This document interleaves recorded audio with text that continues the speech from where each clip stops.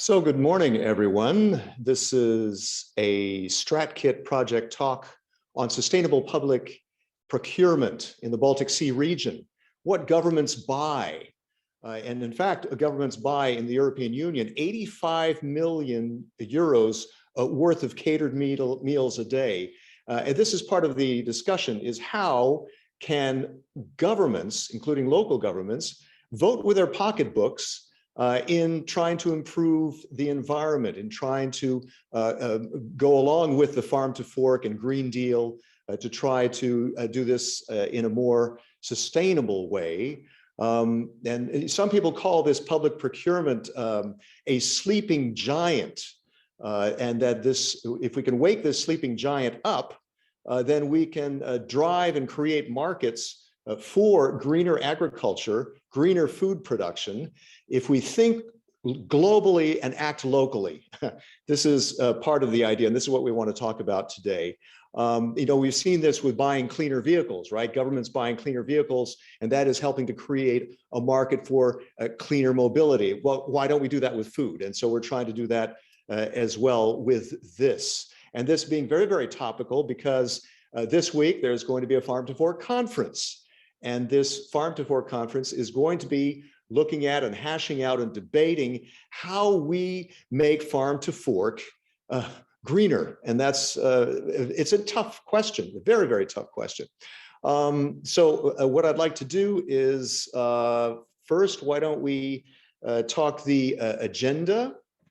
Let's see, can we put up the agenda first? Can we go to the next slide?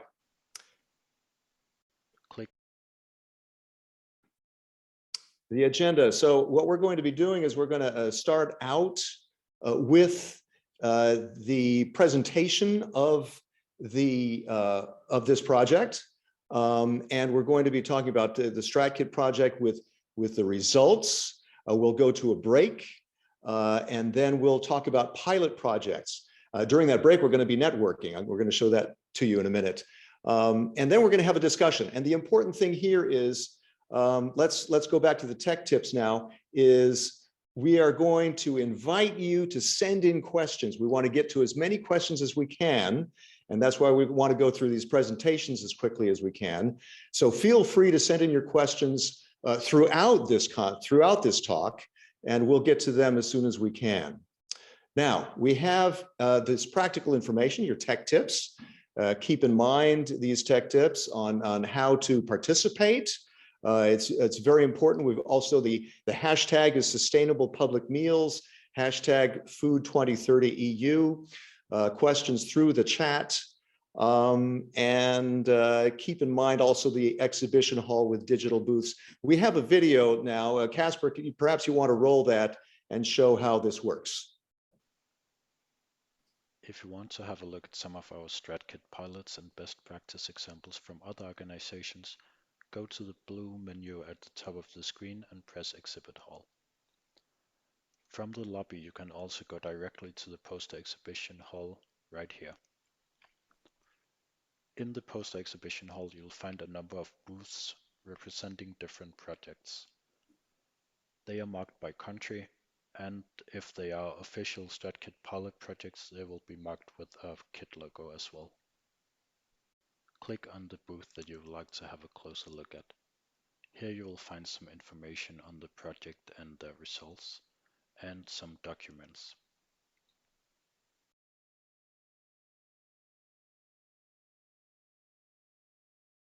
All right, and you can see that you can do informal networking through this, and also keep in mind that the networking, you'll go to wonder.me, but we'll have more information later. But keep in mind that we want to have both your questions, and also would like you to get involved in networking with the different participants and speakers.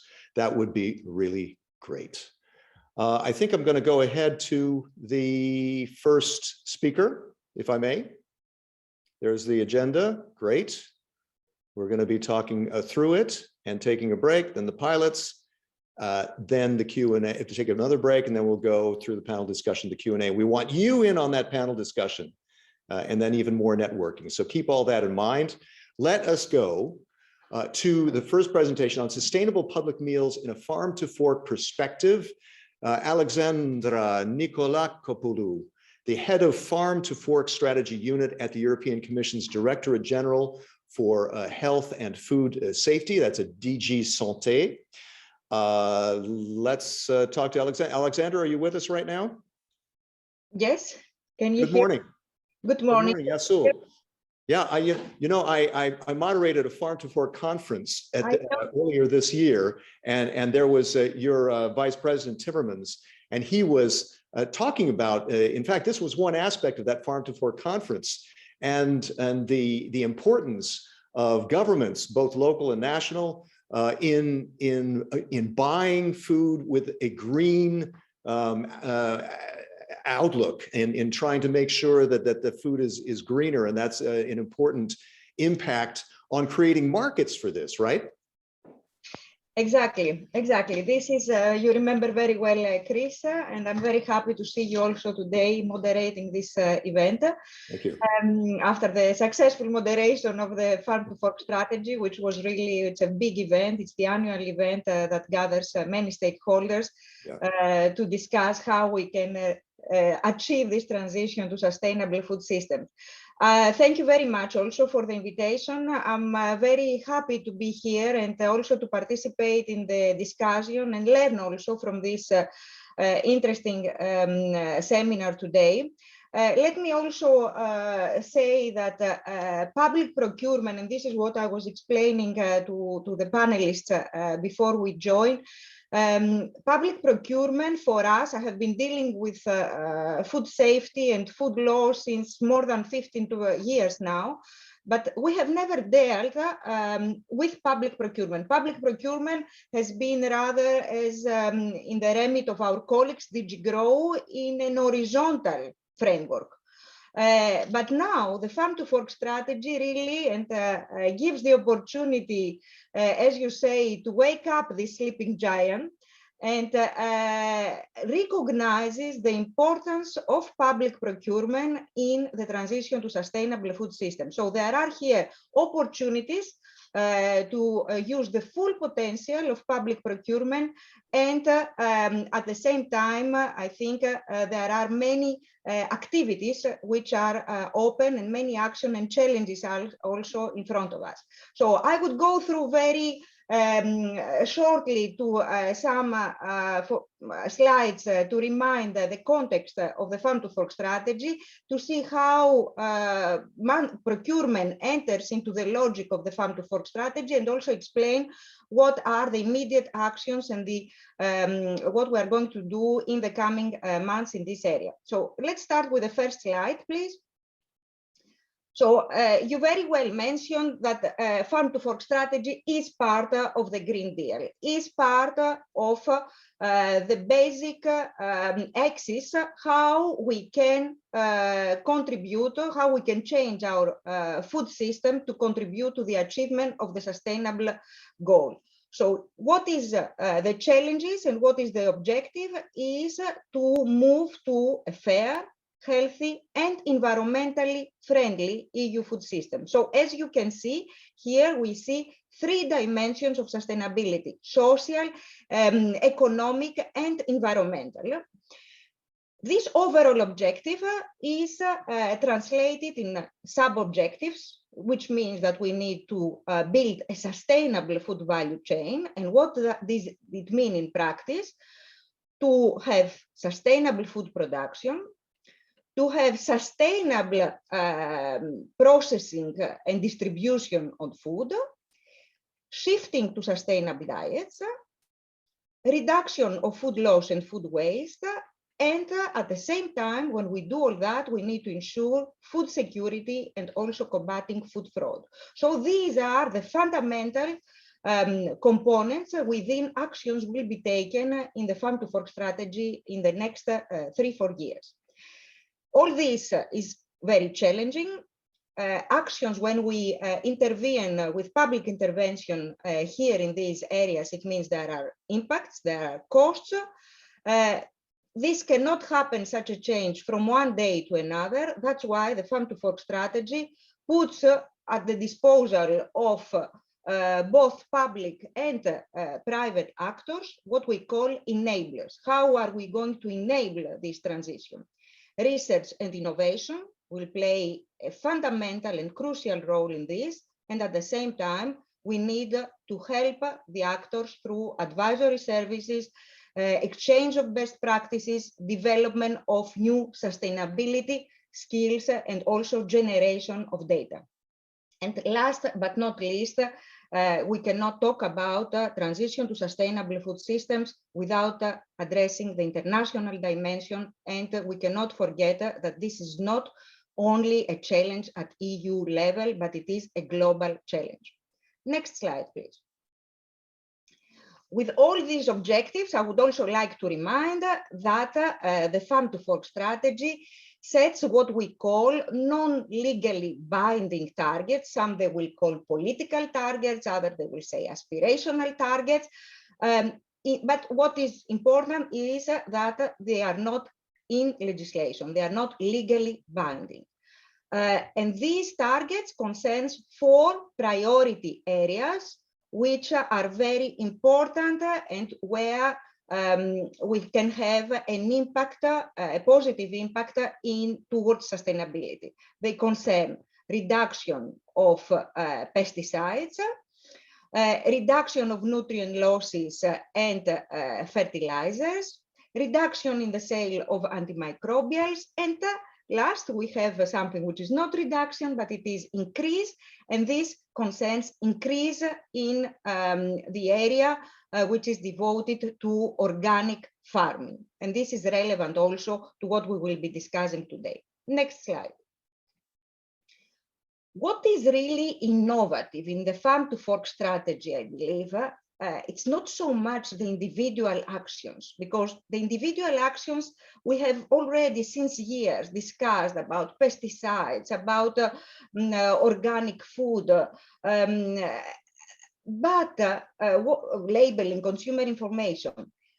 I think the strategy really introduces the food system approach, what we call an integrated approach from the farm to the fork, where we recognize the role of all food system actors, not only the ones who are the food business operators, but also what surrounds the food, and supports the food system, be it advisory services, be it funding, finances, researchers, knowledge providers, and it also provides for action, not only at EU level, but also at national level, regional level, local level.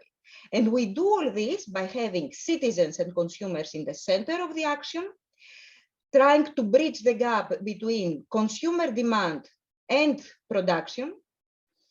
And the tools that we offer in the strategy are range from legislation, so regulatory approaches, to soft law, to research, voluntary commitments, but also procurement, as we are going to see. Next slide. So in total, there are 27 actions that have to be developed and proposed by the until the latest by 2023.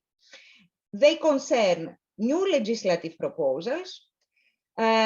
Some they are revision of the existing legislation, and others are non-legislative actions, such as the code of conduct that we agreed in July with a big range of food business operators and other actors of food systems to commit, and individual companies to commit on various elements of food sustainability, including how to help the shift to sustainable diets, and also action plans like the Organic Action Plan that was one of the first deliverables of the Farm to Fork strategy.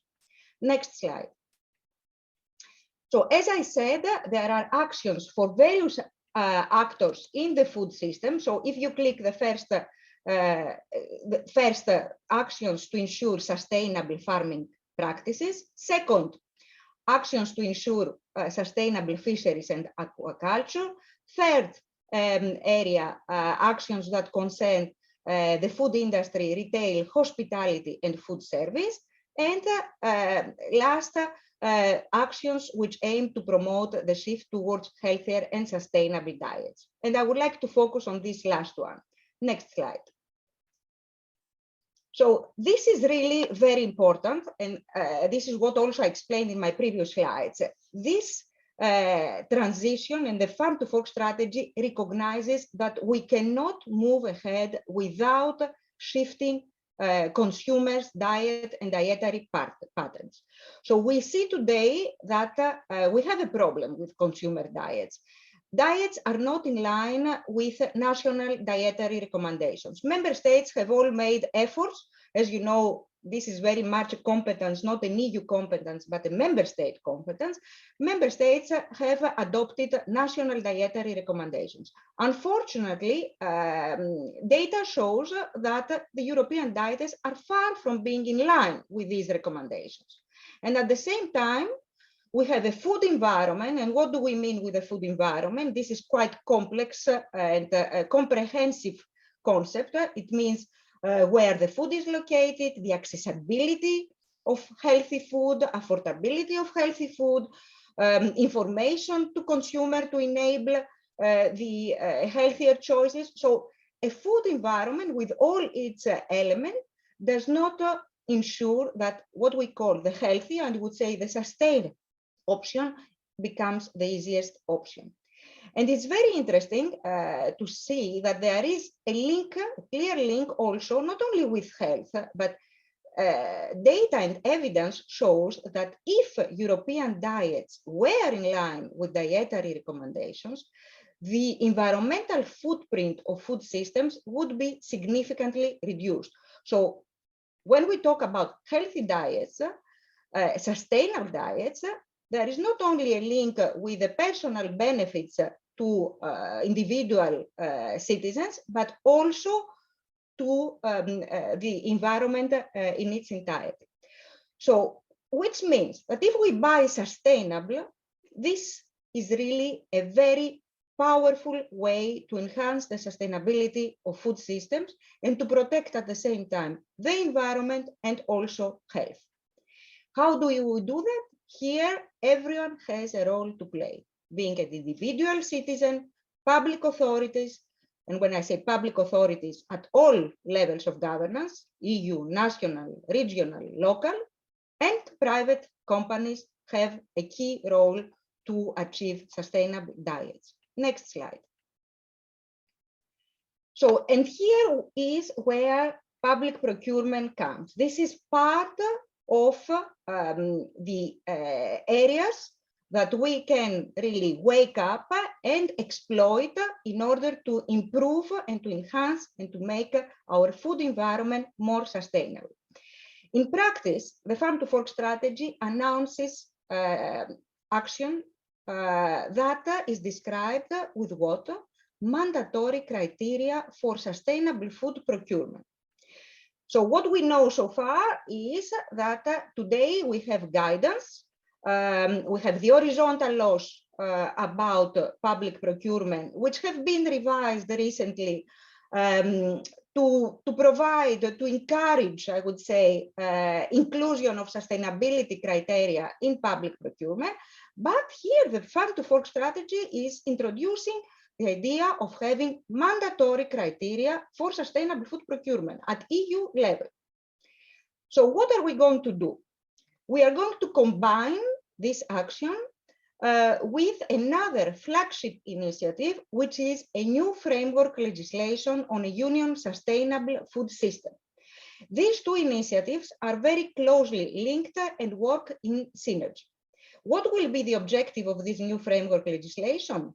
To ensure that all foods placed on the EU market increasingly become sustainable through a socially responsible food value chain.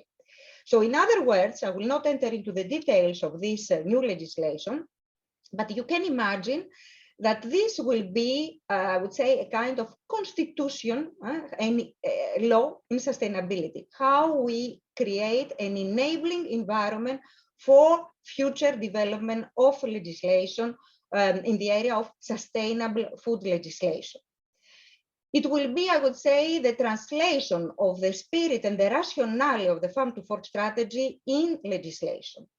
So if we go to the next slide, this is a graphic that will show you, and actually we have published a document, and it's what we call Inception Impact Assessment, calling for comments until end of October on the main building blocks of this new initiative.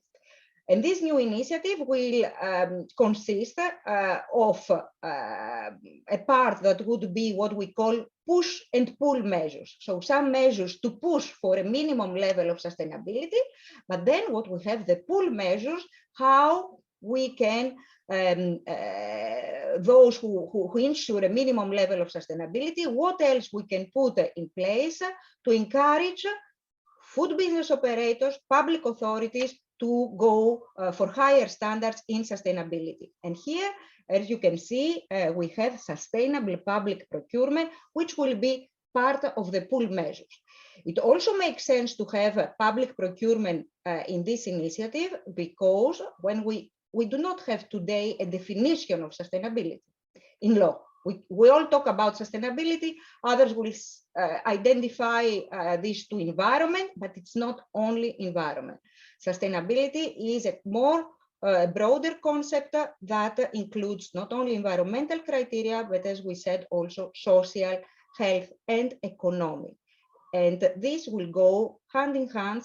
Mandatory criteria in public procurement on sustainability certainly will go hand in hand with the legal definition of sustainability and principles, objectives, and basic requirements. Next slide. So the introduction of minimum criteria for sustainable food procurement will enable to improve the availability and the price also of sustainable food, and contribute significantly to healthy and sustainable diets in institutional catering.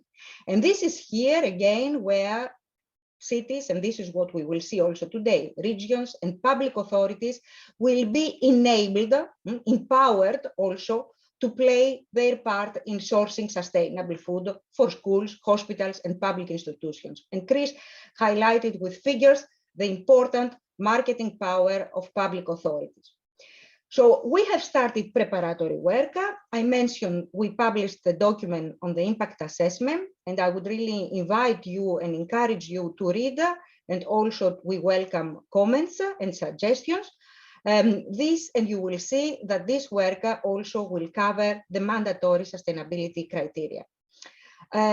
We will work very closely with the Joint Research Center of the European Commission, which will need to define what will be this sustainability food criteria. The starting point for the work of the Joint Research Center will be the guidance document on green public procurement criteria, which is a very extensive and very well done, I think, document. I don't know, I think, whether it is used and exploited by public authorities, and this is very interesting to see. That's why we need probably to go stronger with the mandatory introduction of sustainability criteria. But certainly this document will be the basis, but we will need to complete this with nutritional, health, and social criteria. There are some in this guidance, but the majority are of environmental nature. So thank you very much. I think, no, I have another slide. If you go please to the next slide, which is the next steps. The next steps, we are really under time pressure. We will launch the work of GRC. We need to examine, because certainly I mentioned introduction of mandatory sustainability criteria in public procurement in EU law, but we need now to develop also options. How do we do it? Do we do it in a very prescriptive manner? Do we fix targets for member states to ensure sustainable public procurement, or a certain percentage with a phasing to reach at a certain level 100%. So we will need to develop options and to assess the impact of those options. Consultation is ongoing. We are going to launch the actual work of the impact assessment before the end of the year. And the timeline, it is very ambitious and challenging because public procurement on its own is a big, I would say, and challenging area. But this initiative will contain also many other building blocks which aim to create what we mean a paradigm shift in legislation towards sustainability considerations in food law. So adoption, the latest by end of 2023. So that's it from my side as introductory remarks, and certainly our slide, which shows really that if we will need to go healthy people, healthy societies, and healthy planet, so one health approach, but this is a responsibility of all of us. Thank you very much. Alexandra, thank you so much. And in your presentation, that raised all kinds of questions in my mind. And that's why I hope that all of those watching are going to send their own questions about this. But I want to quickly mention that the interpretation, we had a bit of a glitch there in the Polish interpretation, kurczę, but now it works. You can connect at the bottom of your screen. There's that button for interpretation, and you can then change it to po polsku so you can understand a little bit better what we are saying. And Alexandra, maybe just very, very quickly, you're entertaining feedback through this public consultation. And I think what's important about this event is talking about these pilot projects, showing where it works on the ground. There's lots of great theory, in theory, farm to fork, Green Deal, wonderful ideas. But how is this going to work in terms of pricing, in terms of predictability for the farmers? The farmers are pushing back. I know Kozica is pushing back a lot on farm to fork. We heard that frustration by Vice President Timmermans during the Farm to Fork conference. But also on the consumer side, local governments obviously are thinking, well, okay, that's a great idea, but is it going to cost more, or can we actually make this price worthy and cost worthy for local governments that are strapped for cash? So Alexandra, I can see that as being a difficult thing to juggle, but to show that this can actually work on the ground, Alexandra, I think is important, right? Actually, you're right. You put the finger really where it hurts, I would say. You mentioned the farmers. These are not easy subjects, obviously. Yeah. When it comes to price and impact, and we are going through radical changes and transformations. And this will not happen without impact. But if you do incremental changes in one area without tackling the others, then the impact is bigger. That's why we need this integrated approach. That's why we need to create a massive demand to make the sustainable food not a niche product, to make the norm. If you make the norm, how you get there? The question is, how do you get there? How do you get there? We get there. It's like with cleaner vehicles, right? With governments buying cleaner vehicles, that is giving a push and impetus. That's a sleeping giant right there. And if we can wake the sleeping giant when it comes to food, that can make a big difference, right? Exactly. But how do you get there? I think the enablers that I mentioned are very important. Taxation also food is something that has a potential and can help. This is very much the competence of the member state. But we have to see how we can also integrate in the cost of food the negative impact on the environment. This is really another figure there. 30%, roughly a third of greenhouse gases are from food production, right? Massive. And that's part of that equation of the Green Deal, is solving the farm to fork, but also giving farmers this predictability. If governments can take a longer view on ordering and on contracts, on procurement contracts that are pointing toward greener food production, that gives more predictability to farmers, right?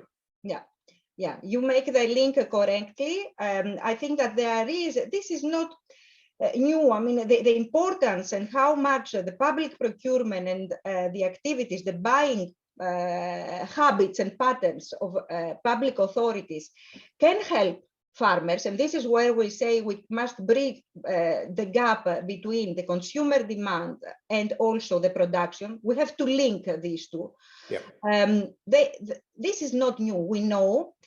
There are efforts that have started, but still, I believe that there is a lot of divergence in the member states, among the member states, sure, how public authorities are making use of their possibilities in public procurement. And this is what we need to now to do, is to have a more coherent approach, to have exchange of best practices, and to see how we can use the full potential. I think this can really help farmers do better.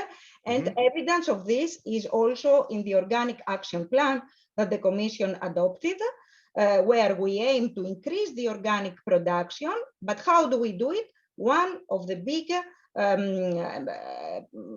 groups of measures concerns public procurement and increasing demand for organic, stimulating more demand for organic production. Indeed. Alexandra Evcharisto, and we will come back to you, of course, because you'll be in the panel discussion. Can you be with us later on? That would be really great. Let us then move on to the joint Baltic Sea region, efforts towards sustainable public procurement.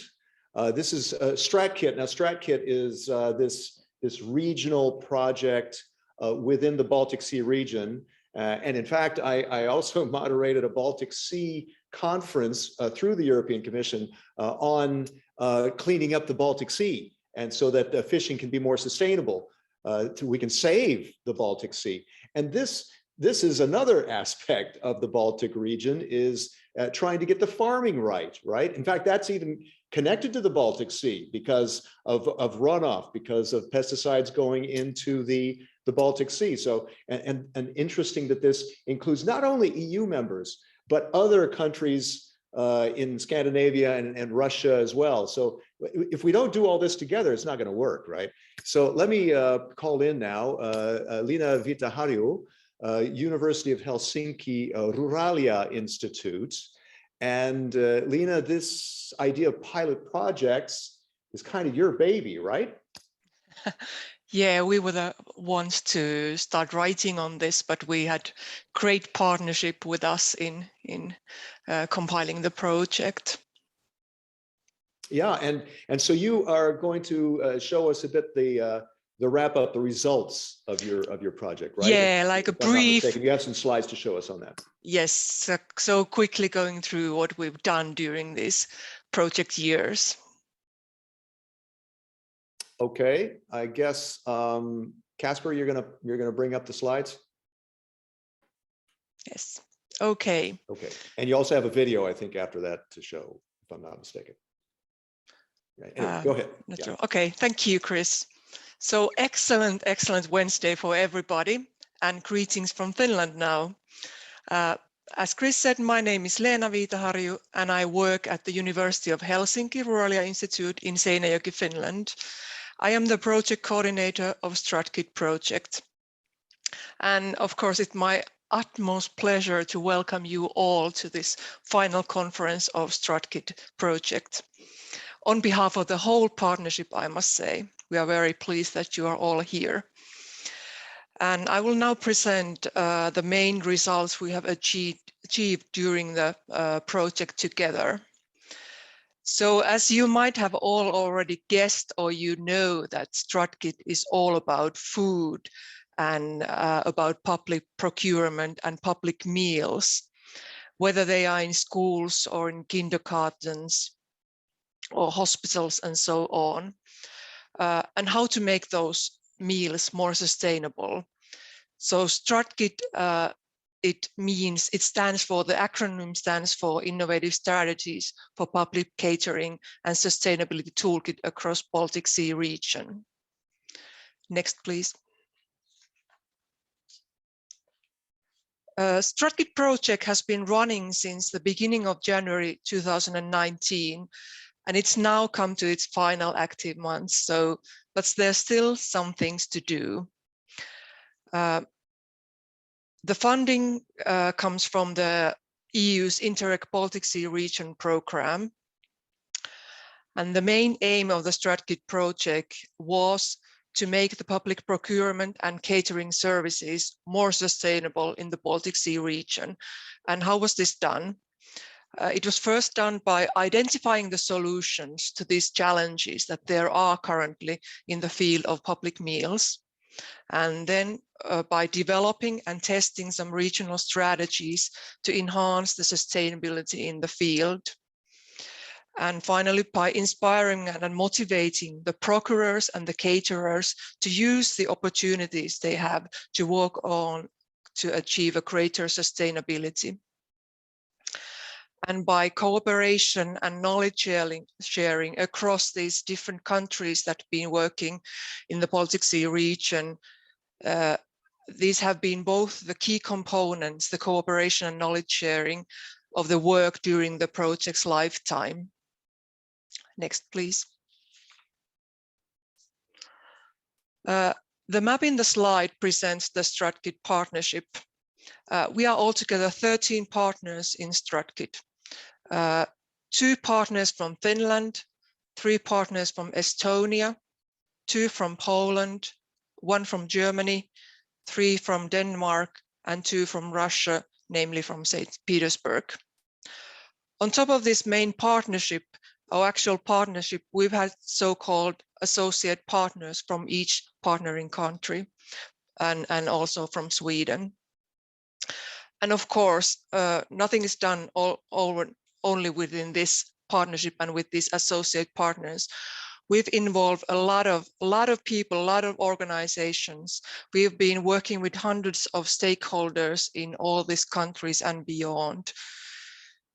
And various experts in the field of public procurement and catering services have devoted their time to work with us towards more sustainable public meals. Next, please. And how was the project carried out? One of the starting points of the StratKIT project was to map the current situation and collect both the challenges and also, of course, the best practices in the field. And this was done by interviewing the practitioners and by desk studies of current policies and such. Our aim was to show how strategic progress can be made towards increased sustainability. These models include international knowledge and mainly based on innovative approaches by Baltic Sea region professionals. So it was the public procurement and catering service sectors professionals themselves who were building the models with us. So not just the partnership, but those involved stakeholders.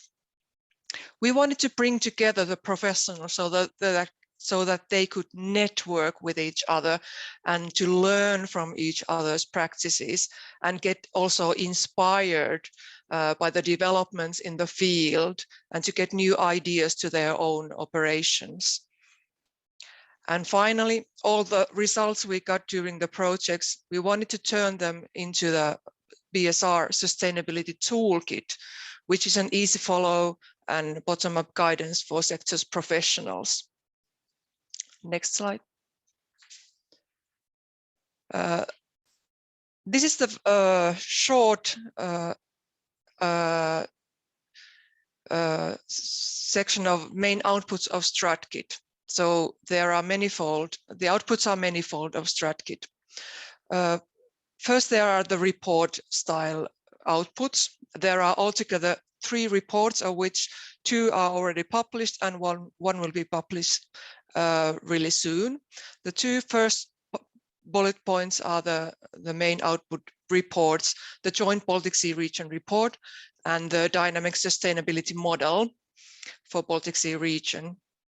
And these reports you can find also on the conference platform from the outputs and materials section, and they can also be found in StratKIT's web pages. One of the main outputs is also the Sustainable Procurement and Catering Network, and that will be presented later in the conference.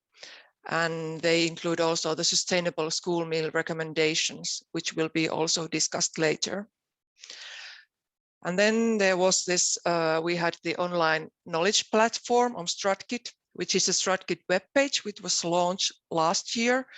And there you can find all the main outputs also, and other important information about the sustainability in the sector. And finally, there's the Sustainable Public Meal Toolkit, including the Sustainable Public Meal Principles. And this is something I will come back later. Next, please. This is quite full slide. You can see here an example of a model that I mentioned. It's a model built for Estonian school and kindergarten meals. The model is visualized as a tree, and there are roots, there is trunk in the middle, and there are these branches all over the trunk. The roots are the regulations, strategies, and recommendations and such, which give the operational basis to build on. The tree trunk is the internal context, the administrative context of public procurement and catering services. In branches, we have operational context, which is here on darker green, for example, local food policy or procurement criteria.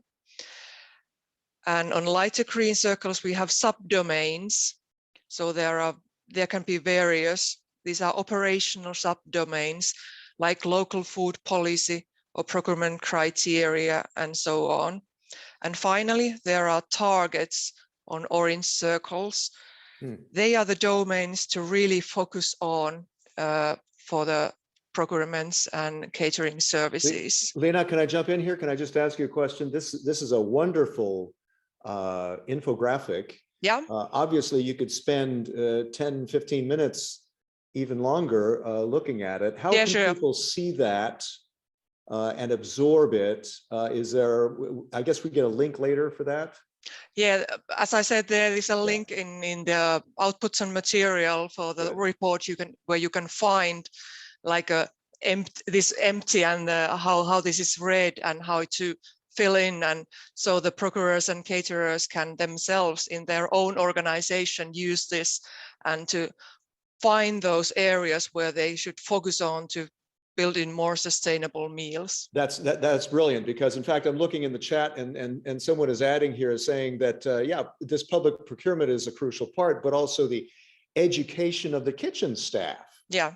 And a focus on healthy food. It's a matter of sensitizing and awareness raising among everybody who's involved, from top to bottom. Like I said, there are so many various things around this, but this is like the orange circles are the ones that the organization themselves can like decide which areas to focus on. Good, great. Okay, go ahead, please proceed. Yeah, thank you. Okay, as I said, this is a tree model exercise that can be done by any procurement or catering service experts in their organizations, and to find those areas to focus on. And as I mentioned, this is found in the Dynamic Sustainability Model Report, which is also found in the StratKIT webpage or in the Outputs and Materials section in the conference platform.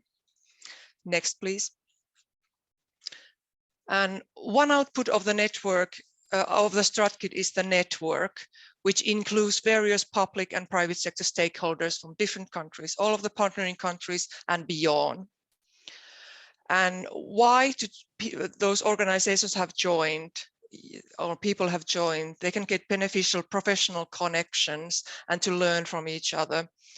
And then in the network, we have also this special smaller network, Sustainable Food Procurement City Interest Group, which will be presented later by another person in this conference. During the project, we've had altogether 3 thematic national stakeholders engagement events per each country. And then we have 2 international events, plus now this final conference. So there have been hundreds and hundreds of stakeholders that have been involved during these events. And only in the first 2 years of the project, we've had over 100 enterprises receiving non-financial support from the project, and a number of enterprises cooperating with research organizations of the StratKIT projects have reached already 100. And I'm sure that we have, during this final year, we've had even more companies to join the work. Next, please. Okay, very quickly looking, what does it look like to land in StratKIT platform? So this is the first view of the StratKIT platform, which is the homepage of the project, which was launched last year. And there you can find, for example, information on various domains affecting the sustainability of the sector. And the inspiration section include examples that you can learn from. And in network section, you can find either search for certain types of organizations, or you can yourself join in the network. And the platform can be read in 7 different languages. There's an English version, and then there's all the 6 national languages of the partnering countries. Next, please. The online toolkit.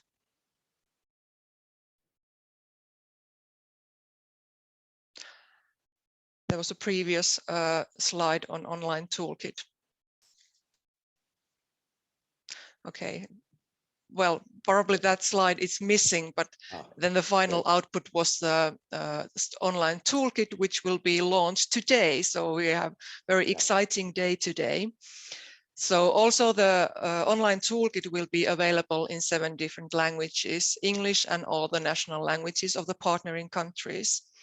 And the toolkit and its contents will be presented also later in this conference by other people. So this was a very brief introduction to what has been done during the StratKIT project and the main outputs. And next we will continue later in this conference to take a closer look in certain results in more detail.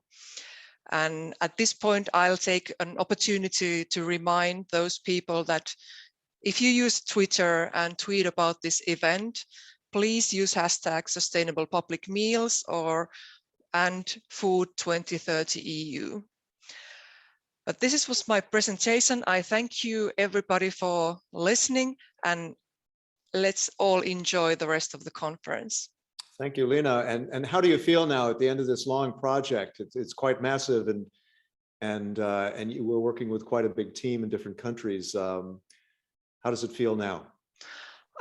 We still have things to do, so not really finished yet. But yes, of course, we have had our ups and downs, but I'm very glad that we are at this point launching finally the toolkit. Yeah. And it's been a massive work, as you said, and I'm very glad that we're here. But it's always so interesting to work in transnational projects that I wouldn't change a day, I could say. You're learning from each other. There's a lot of give and take here, right? Yes, because our countries are in different stages. If you talk about sustainability in public procurement and catering services, I think that even the partnership has learned a lot. And I guess you can hope that these pilot projects that are part of it, that we're going to see later, are examples for others to hopefully do, that we can upscale these projects too on a larger basis, right? Yeah, and I like to think that even for the pilot cities or pilot organizations that have been undergoing these pilots, that this is only a start. This is not the end. This is the start for them, that they continue, even them doing different kind of pilots or trying new things, but also, of course, beyond the people who are like reading from these and hearing from the pilots, they can do the same. Yeah, and that we can't solve this unless we solve it together. And we see that one of the pilot projects is in Russia, right? Or I think two of them. So I think that's a very interesting indication that across the Baltic, we can provide solutions that others can learn from. Yes. Great. Lena, thank you so much. Thank you. Thank you very much. And now we go to a 5-minute break. There you can see there, we go to a short break. Keep in mind the networking, keep in mind the hashtags, as you heard from Lena, very, very important. If you heard something, if you heard a good soundbite in the discussion, or if you have something to comment on, it's great to put it in that Zoom chat along with your questions, but also to cast it wider, cast it much wider through the hashtags Food 2030 EU and hashtag Sustainable Public Meals. I know that's a mouthful. Sustainable Public Meals with a hashtag on it. And that's going to go wider, and we will cast it wider, all of us. So this also to keep in mind about the digital booths. That's very important to look at during your break, and to reach out through the networking. Also very important, as you could see on the slide. So we'll be back. On the schedule is we're supposed to be back at 10:30. So that gives you a bit of time. We might come on a minute or two earlier, perhaps. I'm going to talk to the organizers. But in any case, great to start with this, to lay it out to you, have your questions in mind, engage with us on the chat, engage with the networking, and we'll see you very shortly.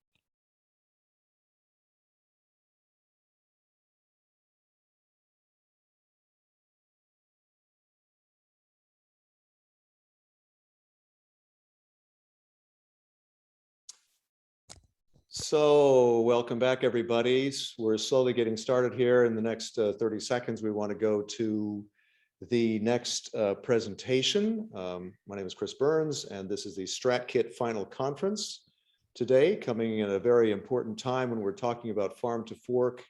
There's a farm to fork conference on Thursday and Friday, and the policymakers are discussing this. Of course, there's lots of pushback on trying to make agriculture greener, but in mind that about a third of greenhouse gases come from agriculture. We have to do something about this, and fast.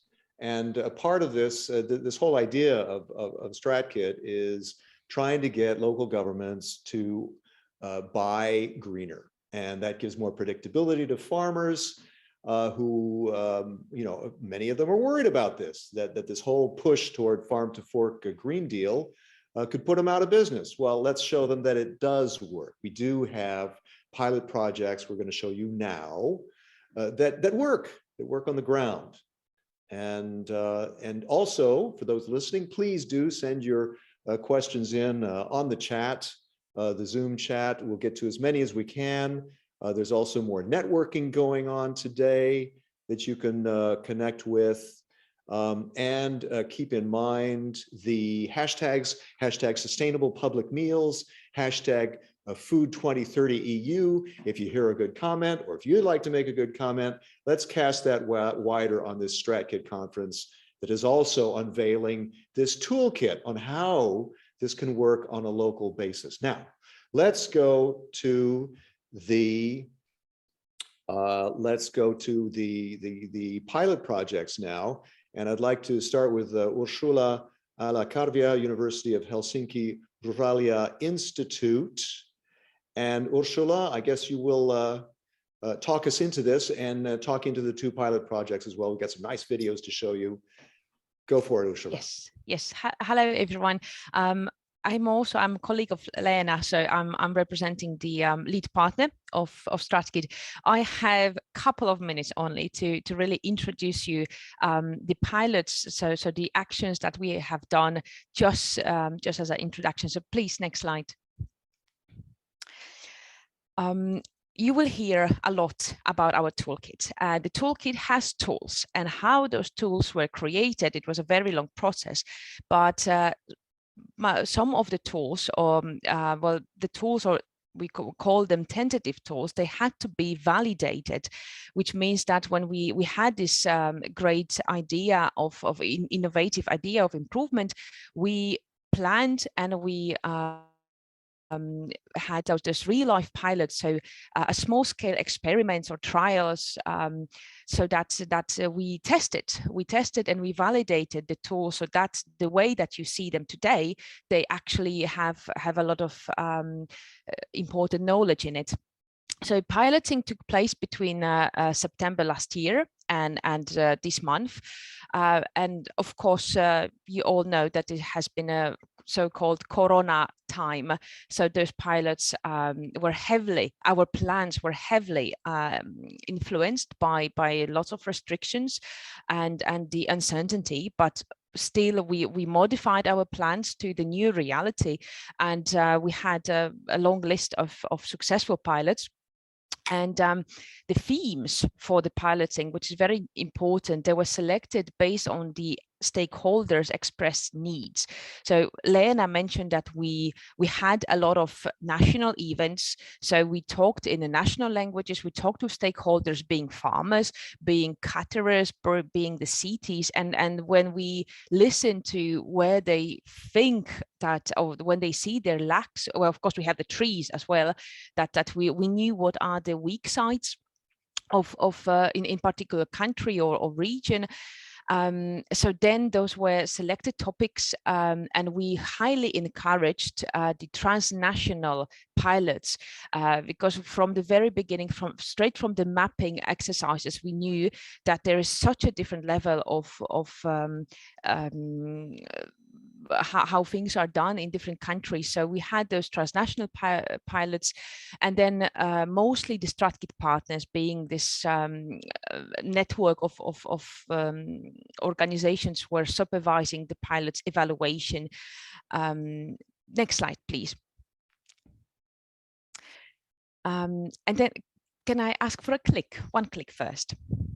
So altogether, within this bit over 1 year, we had 18 real-life pilots, and the real life means that it really was the implementing that change that or structures that we have planned. And then one more click, please. 8 transnational pilots, which means that the idea, the tentative tool from, for example, Finland was tested, implemented in Poland, or these dashed lines means that the pilot in Denmark, one of those pilots in Denmark, was heavily inspired and consulted with from the ideas from both Estonia and Poland. We all together, and all this KIT badge, of course, represents one of the real-life pilots. 35 different stakeholders were involved in all of those pilots. Online, mostly because of Corona, online, but also on-spot evaluation of results took place, or is still taking place now in October. Altogether, based on those pilots, 22 tools that you will hear later on were validated. 34 and more press releases, mostly national media, local, in local languages, national languages, local media were interested in our activities. Also, there was some social media cover, but what we are super happy about, and this Chris was also saying, is that there are plans for the future uptake of those activities. So many, so far 13, but we will try to make it more. As many as 13 organizations, institutions, or all the partners involved in the pilots, they say that they will continue of what was piloted. They will keep it in their work. Next slide, please. This is just a selection among hundreds of beautiful pictures from the pilots, just to show that StratKIT pilots was at kitchen, was in canteen, it was at garden, and we were working with different type of stakeholders, but also of consumers. We had elderly, we had kids. So there is a great amount of variety. We try to really cover a vast variety of stakeholders in our pilots. And next slide, please. In here, during this conference, in the poster exhibition, that was a couple of times already mentioned, there is one poster per country from selected one pilot per country, which means that, for example, in Poland had altogether 9 pilots, but still there is this one poster stand which you can learn a bit more about those pilots with countries, with pictures, but also all the pilots. There will be like one report coming up on our own pilot activities. And the last slide, please. Yes, and I wanted now to only, well, thank you for my time, but now we will hear bit in a better detail from about 2 pilots, one from Poland and one from Russia. Thank you very much.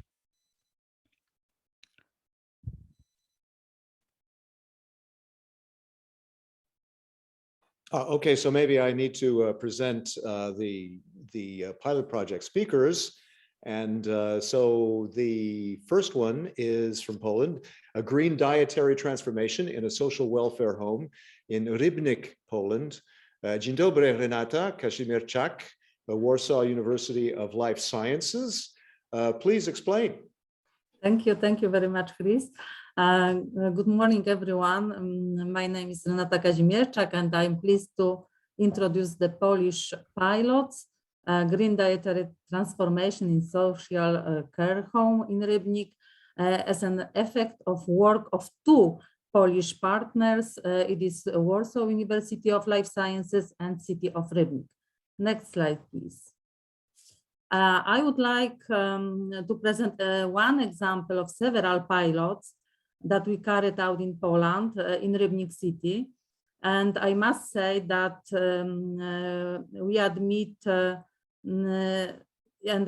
that we had to face the quite difficult task of introducing sustainable catering and public procurement in Rybnik, because this city is situated in the south of Poland. It is Silesia region, which is highly polluted place due to hard coal mining and heavy industry.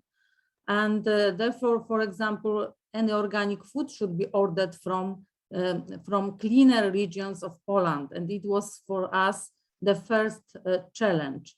The next important thing is that citizens are accustomed to Silesian cuisine. It is rich in meat, and consequently they are skeptical about innovative and modern plant-based meals promoted as a part of sustainable meals, sustainable diet. During the preparation of the pilot, it also turned out that there is a lack of nutritional and environmental education, which causes misunderstandings in the sustainable actions for change. So next slide, please, Kasper. We decided to conduct a pilot actions, among others, in social care home, aimed at introducing organic products and sustainable diet, as well as diminishing the food waste in this institution. The first task was to reduce food waste. This task was carried out with help an external company and showed the level of food waste in the kitchen. The results of food measurements confirmed the need for improvement in this area. And after that, kitchen personnel, kitchen staff, after professional workshops on how to diminish food waste, have improved the situation in the social care home. After that, under the supervision of professional dietitian, the diet was also changed into more sustainable diet in social care home. After identifying the situation regarding the type of meals served, very interesting, very inspiring and educational practical culinary workshops were conducted for kitchen staff. And the third action was to introduce organic food in public procurement. It was very important from the point of view that elderly people are especially sensitive group to the quality of food they eat. This task was possible by very demanding mapping of organic farmers. As I said, the Silesia region is very polluted, so we were forced to look for producers ready to enter the tender for organic vegetables and fruits outside of Silesia. Finally, we had success. We managed to include selected bioproducts into the meals in social care home. All these pilots were very interconnected, and the results of all these pilots is green dietary transformation in the social care home in Rybnik. Now I would like to invite you to watch a short video about this pilot. So please start the video, Kasper.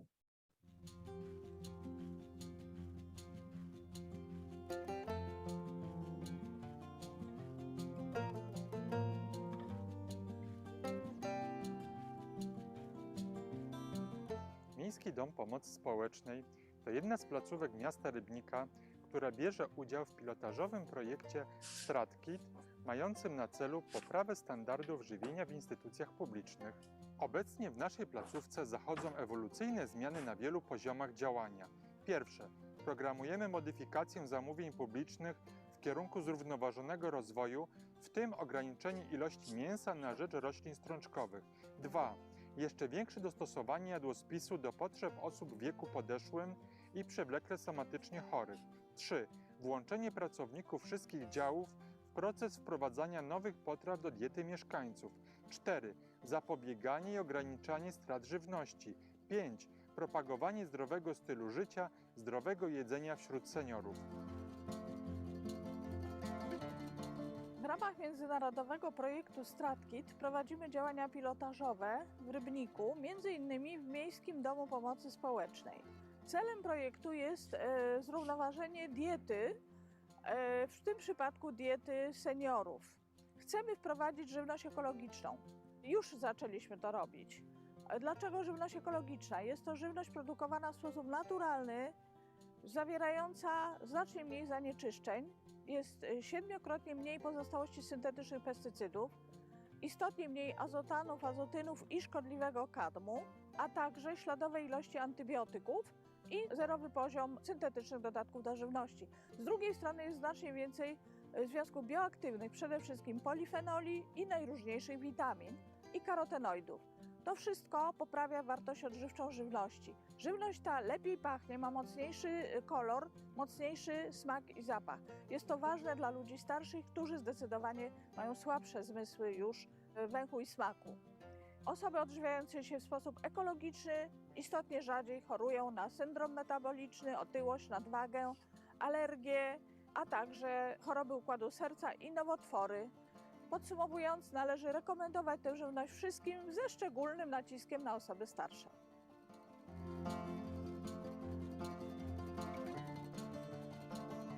Dieta seniora jest istotna w prewencji chorób dietozależnych, m.in. cukrzycy, nadciśnienia, otyłości. Wraz z naukowcami ze Szkoły Głównej Gospodarstwa Wiejskiego opracowaliśmy program szkoleń kulinarno-dietetycznych dla personelu Miejskiego Domu Pomocy Społecznej w Rybniku. Każdy z 10 warsztatów porusza inny aspekt zdrowotny bądź edukacyjny. Na spotkaniach tłumaczę i pokazuję m.in. w jaki sposób zmniejszyć ilość mięsa w diecie poprzez zastąpienie go równie wartościowymi strączkami. Uczyliśmy się przemycania większej ilości warzyw i owoców, w szczególności sezonowych, np. w ciastach czy koktajlach. Jedne z zajęć poświęciliśmy produktom pełnoziarnistym i ich roli w prewencji chorób sercowo-naczyniowych. Jesienią przygotowaliśmy produkty rozgrzewające wraz z nadejściem wiosny. Robiliśmy wiosenne sałatki i twarożki. Warto również zaznaczyć, że produkty wykorzystywane na warsztatach to w większości produkty pochodzące z upraw ekologicznych. Dzięki udziałowi w projekcie StratKIT pracownicy różnych działów, personel kuchenny, medyczny, opiekunowie, terapeuci zajęciowi, pracownicy socjalni mieli okazję wziąć udział w ciekawym cyklu warsztatów kulinarnych. W trakcie ich trwania nauczyliśmy się różnego rodzaju ciekawych przepisów, czy to dań głównych, zup, sałatek, koktajli, a nawet ciast. Przedstawione receptury były nowoczesne, zdrowe, smaczne, bazowały na produktach ekologicznych, a ich podstawą były przede wszystkim warzywa i owoce. Wszystkie potrawy przyrządzone były z myślą o naszych seniorach, którzy mieli okazję je degustować. Część przepisów wykorzystamy na pewno w bezpośredniej pracy z mieszkańcami, w taki sposób, że seniorzy będą samodzielnie mogli przyrządzać potrawy pod okiem terapeutów na treningach kulinarnych organizowanych w ramach terapii zajęciowej. Będziemy mieszkańców edukować, zachęcać i przekonywać do zdrowego i wartościowego odżywiania się. Do codziennej diety seniorów postaramy wprowadzić się nowe dania i produkty dotychczas nieużywane.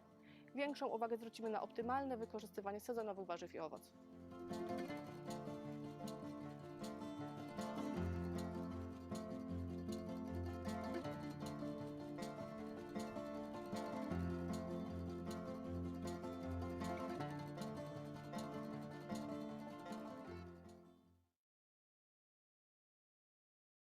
Okay, Renata. From my side, thank you very much for the attention. You can hear our contacts details, so please contact us if you want.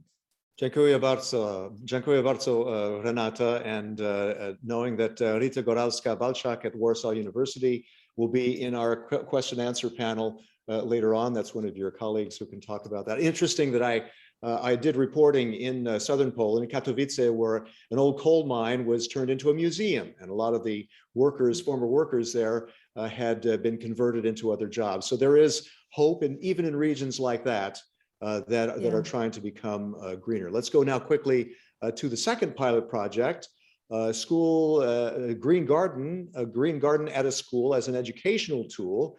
And talking to us about that is Ekaterina Filipova at Hudson University, St. Petersburg. Katarina, привет.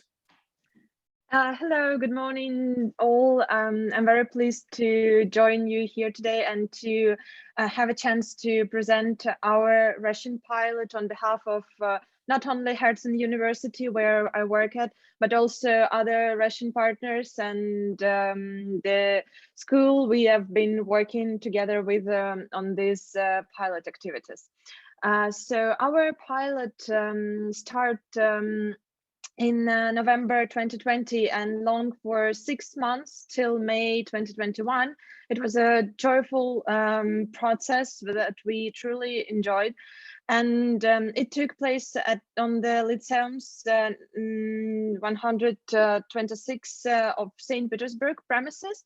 And we are very grateful for the school's administration that allowed us to make this possible and who cooperate with us throughout the whole project. Yeah, the idea, next slide, please. The idea of the school garden pilot was developed at the Game of Balls event that was a part of co-creation and co-innovation workshop that we held during the StratKIT project. And also it was further developed at the international StratKIT workshops. So we are very grateful for our international colleagues and partners and stakeholders who also helped us to develop these pilot ideas and who shared their best examples we could also look up to and try to implement in our school and in St. Petersburg. So next slide, please. Our pilot is an attempt to set a school garden and to integrate the school garden idea into the school's curriculum. And it is proved to be a very practical approach for sustainable food education, as well as a multidisciplinary educational approach that is in line with health, biodiversity, climate, and food security policies that are, as we all know, internationally relevant for all countries. And we planned our activities. We started our activities with a welcome lesson together with our botanist, and we welcomed the kids with the short introduction to the project and what they will be doing for the half of the year. So we also let them choose what kind of crops and greens they would like to grow during this time, so they also have a say and could choose what they want the best. And during these 6 months, kids grew sunflower and mustard from oilseed crops, for example, then soybeans, lettuce, onion, garlic, different kind of greens. And next slide, please. And we tried to use different growing methods during this time, and so the kids could learn about different methods such as hydroponics, wet hard rolls, and they could not only learn about it, but also probably develop further interest and implement this at their own homes. And we also gave our students a task to record and report what they were doing. And we were very pleased with the feedback we got, not only from our students, but also from their parents and the school, the teachers and school personnel. So in the end of our pilot activities, we held a culinary masterclass together with one of our associated partners, Cafe Botanica, and the kids used all the greens they grew during this time to prepare and cook some healthy dishes, healthy but tasty, that's also important dishes. And in next slide, please. you can watch our pilot video that was produced by Lyceum. So it's in Russian, but it's very interesting, and you can follow the link and watch it later. And I would like, on my behalf, to thank all our partners and the school administration for their help and cooperation during this time. And thank you all. Next slide, yes. And if you have any questions or pictures or videos, so you can always contact us. Great, thank you, Katarina. I guess we will roll the video now. Is that right? No. We decided to keep it this way, so if people we jump past it and people can yeah. click on it later. Yeah. Okay, great. Renata, thank you very much. I like that whole idea of a culinary masterclass for kids and growing your own stuff and saying kind of a message to everybody, to local governments, to schools, and to farmers. Look, if the kids can do it, so can you, right? Yeah. So I like that. Let's, as we're staying to time or trying to stay to time, we're a little bit behind, but let's move on. Sustainable Public Meal Toolkit. This toolkit is very, very key.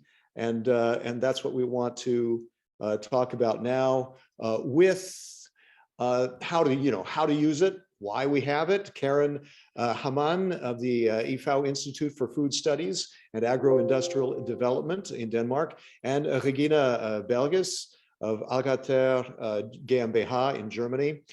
Please. Good morning. I'm Karen Hamann, Institute for Food Studies in Denmark.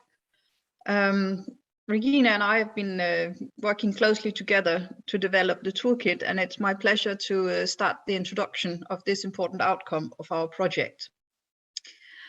But first of all, I think the question is, why do we need a toolkit? And here I think it's quite clear from the presentations today, and certainly from our experiences in the project, that a toolkit is needed because changing practices are highly difficult. And what we want to achieve with this toolkit is to support changes in practice. And therefore, we have developed a toolkit which supports public procurement, as well as practice, as well as policy making, in changing practices and motivating changes towards a higher sustainability. As we heard this morning, this is a key issue in the EU policies and the farm to fork strategies. So therefore, we hope that with this toolkit, we can really help to change the way the food system works in Europe. It's also important to mention that if you want to change, there's always the question of taking the first step. This is why we have developed a toolkit which is very operational, very hands-on, and can be used actually as soon as you see the tools. And Regina will give you a good introduction to the toolkit. It's also important to recognize, as we've just heard from the pilots, that a lot can be done and is going on in local initiatives. And the key findings from these pilots are captured in the tools to demonstrate it can be done, and we have easy approaches to actually showing this. May I change the slides, please? So we have achieved a toolkit which on the one hand provides very hands-on operational guidance, but it's also a toolkit which can support a strategic approach to making changes.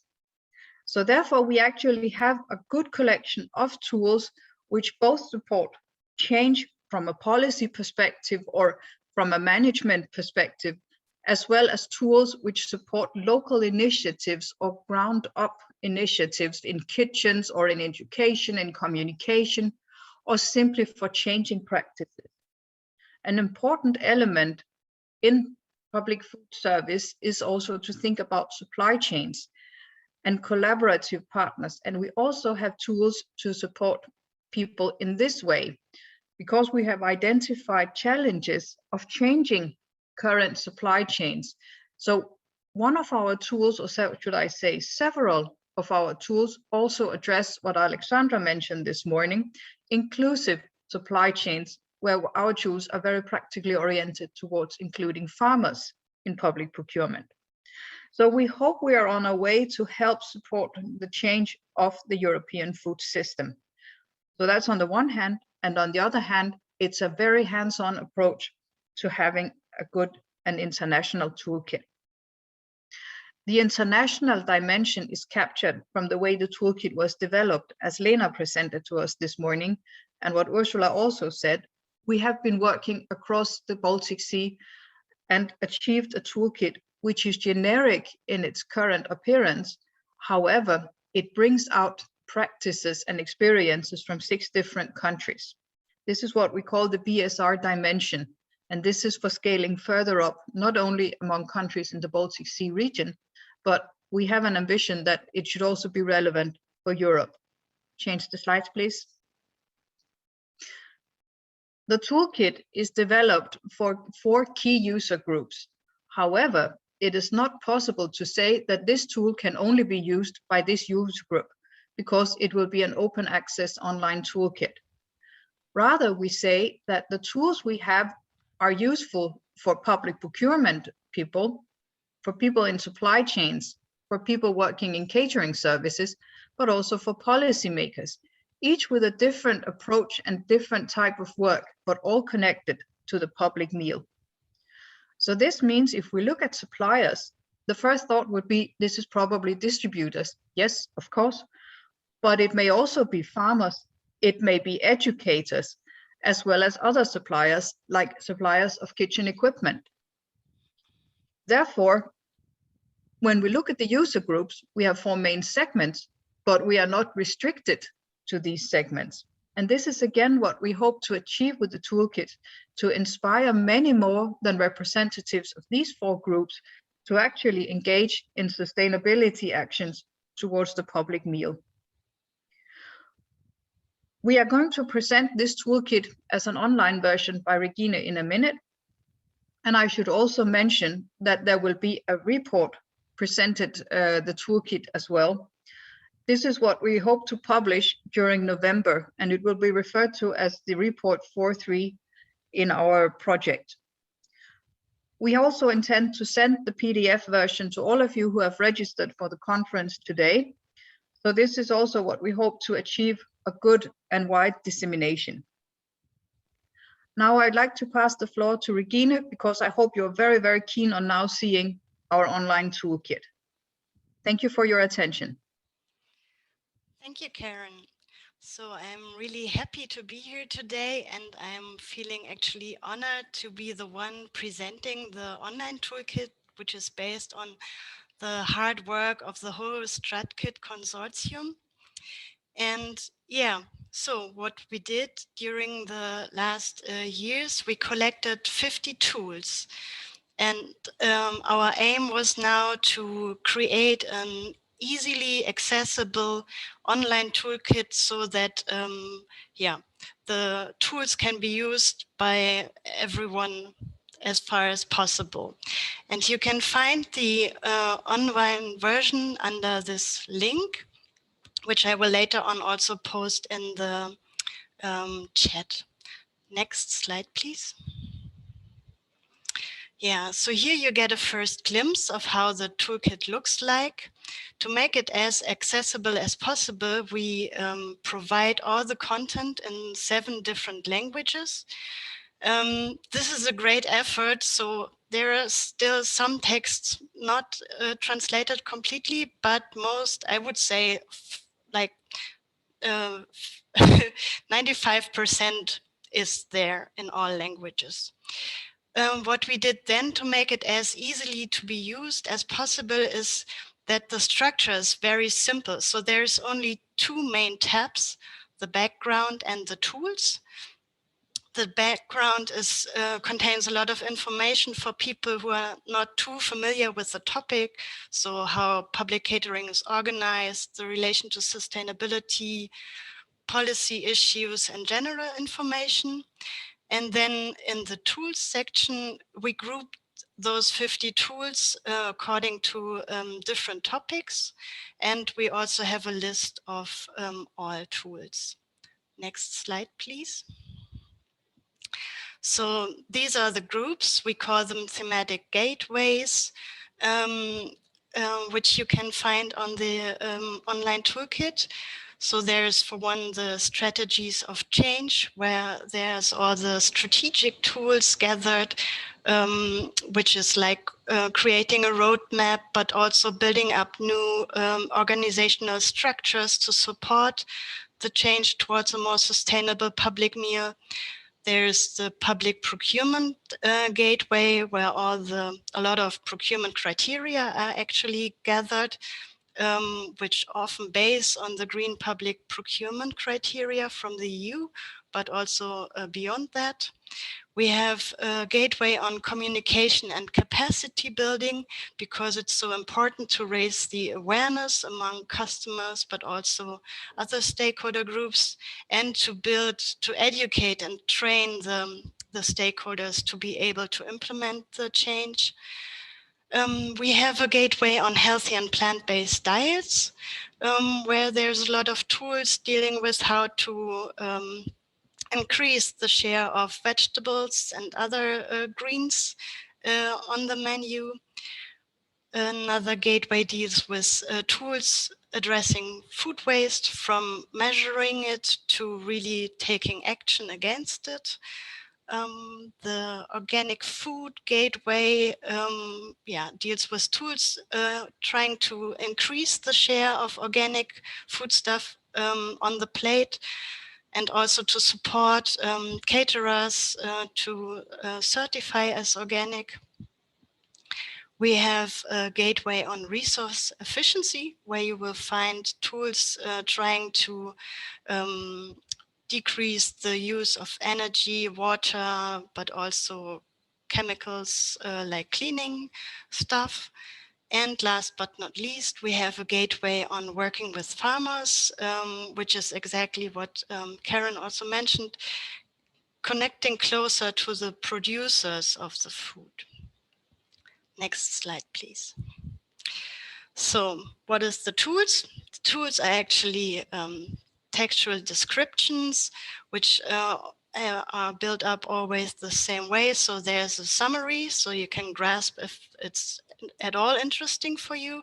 Then there's a step-by-step description and further issues to consider.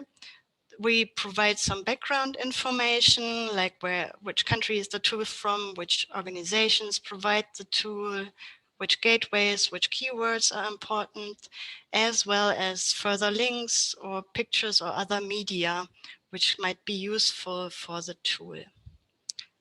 Next slide, please. So, and what is special about the online toolkit is, for one, you can collect the tools you like in your own collection, and you can later on download the PDFs and send them to other people, which we thought is quite handy. And then there's this one side where all the tools are listed, and you can search them with keywords or gateways, countries, etc. Next slide, please. So, and now we would like to invite you to watch another video with us.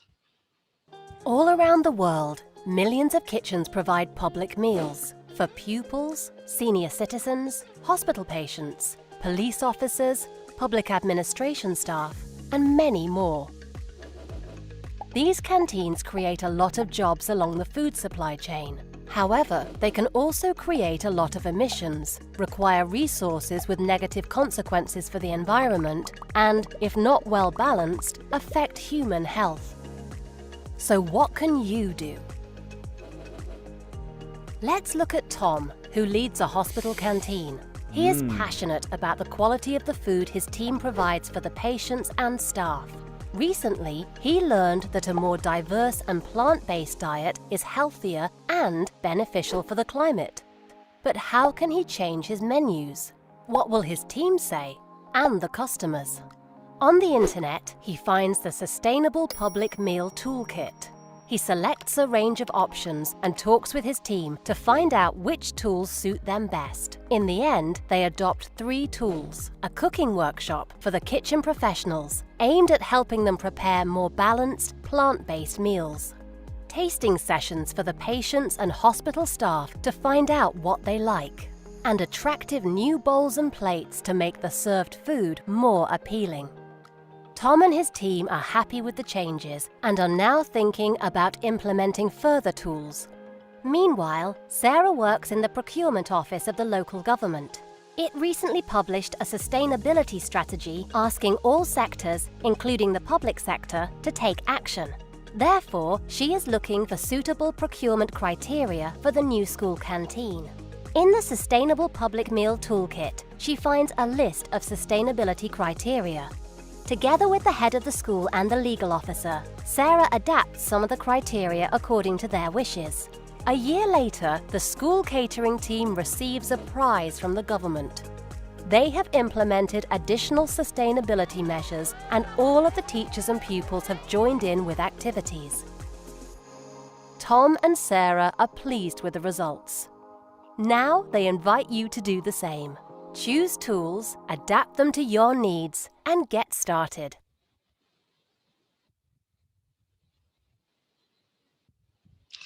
So yeah, this is exactly what we want to invite you now. Browse the Sustainable Public Meal Toolkit and get started yourself. Or what you can also do, you can check out our StratKIT platform.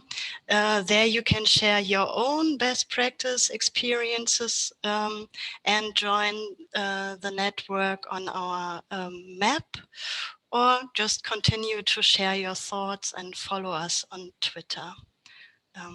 Next slide. So thank you very much. And I will post the link to the toolkit in the chat now.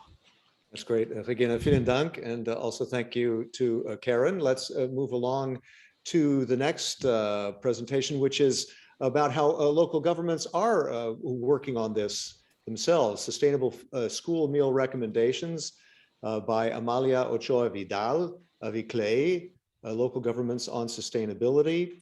Amalia, please join us. Thank you. Thanks a lot, Chris, for the introduction. And thank you to the StratKIT partners for putting this very interesting and very relevant event together today. We're very pleased to be part of it and pleased to be collaborating with you in the project. Just to mention briefly, ICLEI has been involved in the StratKIT project this year, mostly to work on some outreach and exploitation activities with what's been developed in the project. So I'll just have the next slide, please.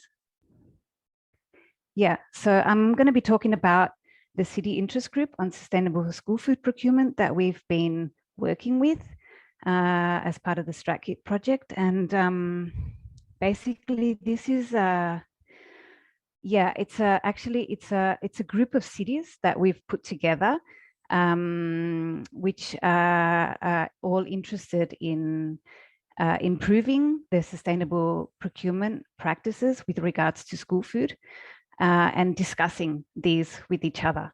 So with different cities from different countries to sort of share experiences of what's working, what could work better, what doesn't work, different strategies, different types of sustainability criteria, all sorts of very quite practical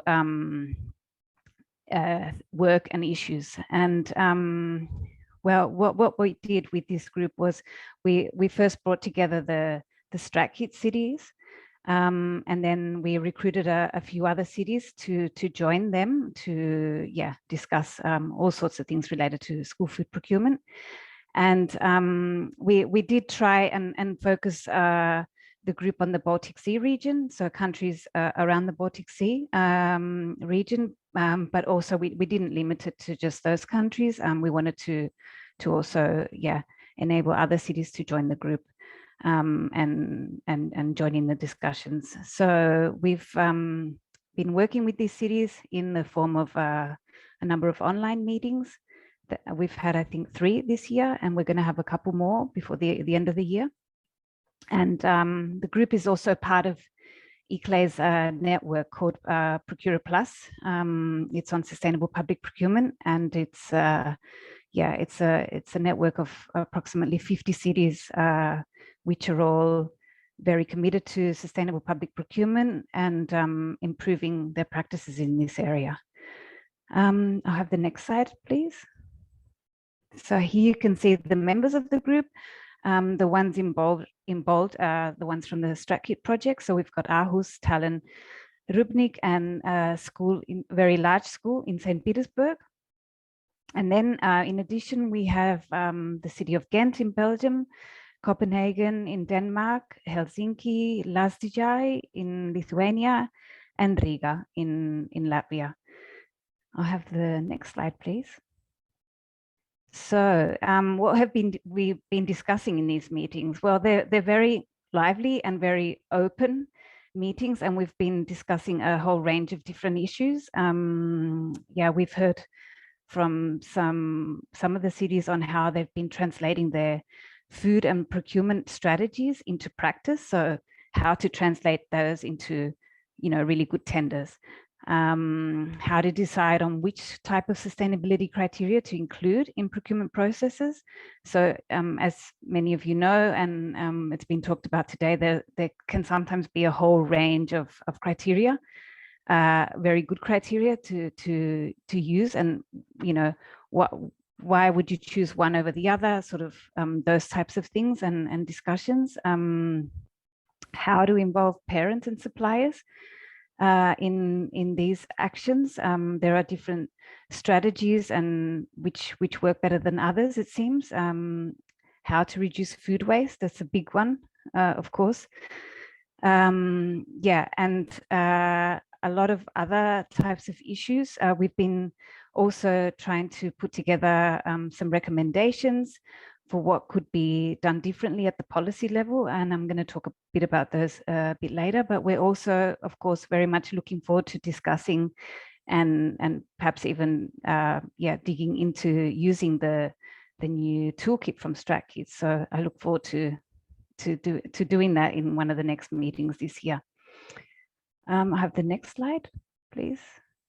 So yeah, you can find out more about this group by visiting the Procure Plus website. There's a screenshot here. We've got this city interest group, and we've got another one also on ICT and social issues. But yeah, the group is still open. I mean, yeah, we could accept the one or the other new city to join, and we will be looking to continue the activities of the group in the next year. So following the end of the StratKIT project. So yeah, don't hesitate to express your interest or contact us if you should be interested. Next slide. So yeah, I mentioned recommendations just before, and well, we've been talking about what is needed really at the EU and maybe also national level to change to enable more action on sustainable public food procurement. Next slide. But before I go into that, I just wanted to take a quick step back and sort of talk very briefly about like putting together the business case for sustainable food procurement and what does this really mean. And here we're talking about strategic and systemic change in procurement. Well, we want lasting change, basically. It also has to be cost effective. This is really one of the points that comes up continuously, especially amongst practitioners. Is it working really across Europe? Because there are a lot of cities that are really doing great things in this area, very advanced. But yeah, there are also many others which are just starting or not so advanced. And what about the EU public procurement legislation? What needs to maybe change there in terms of looking at, enabling more local regional food procurement? We feel that, yeah, this area is a low-hanging fruit also for being able to address a number of other policy areas and definitely a lot of the sustainable development goals. I just wanted to focus then on one of these issues. I'll have the next slide, please. And it's about cost effectiveness. And this is, yeah, like I said before, it's an issue which is brought up continuously.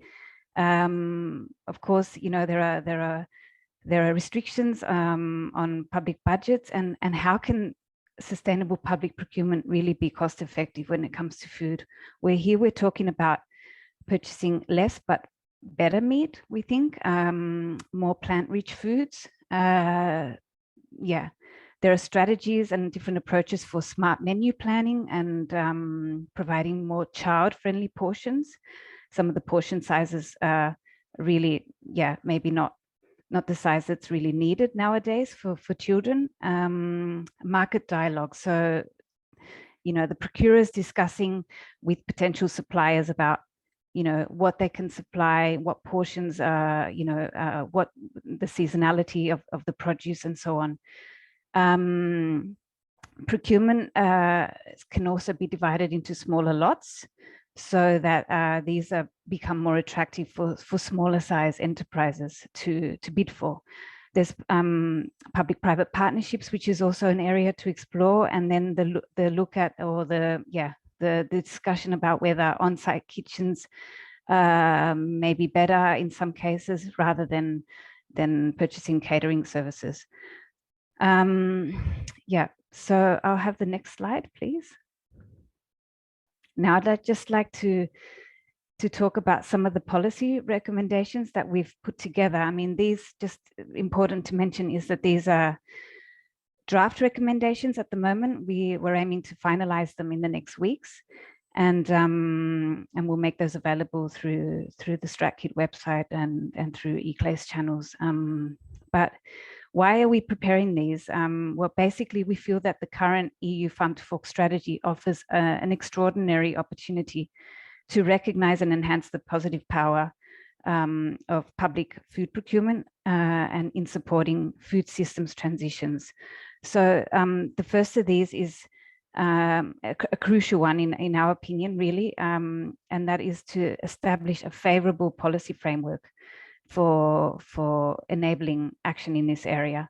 But how should this be done, really? I mean, yeah, it's easier said than done. I mean, yeah, integrating national health dietary guidelines.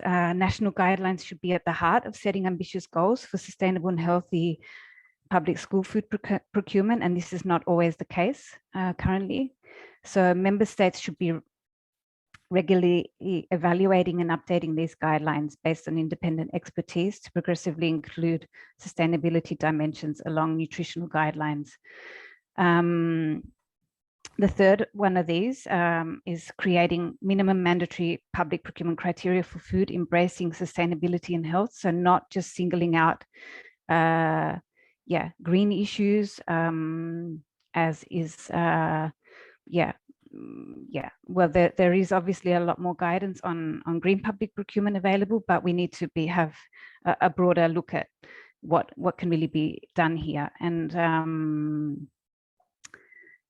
restructuring public procurement to create and maximize synergies is another big one, especially in countries or in cities where not so much action is happening or has happened in the past.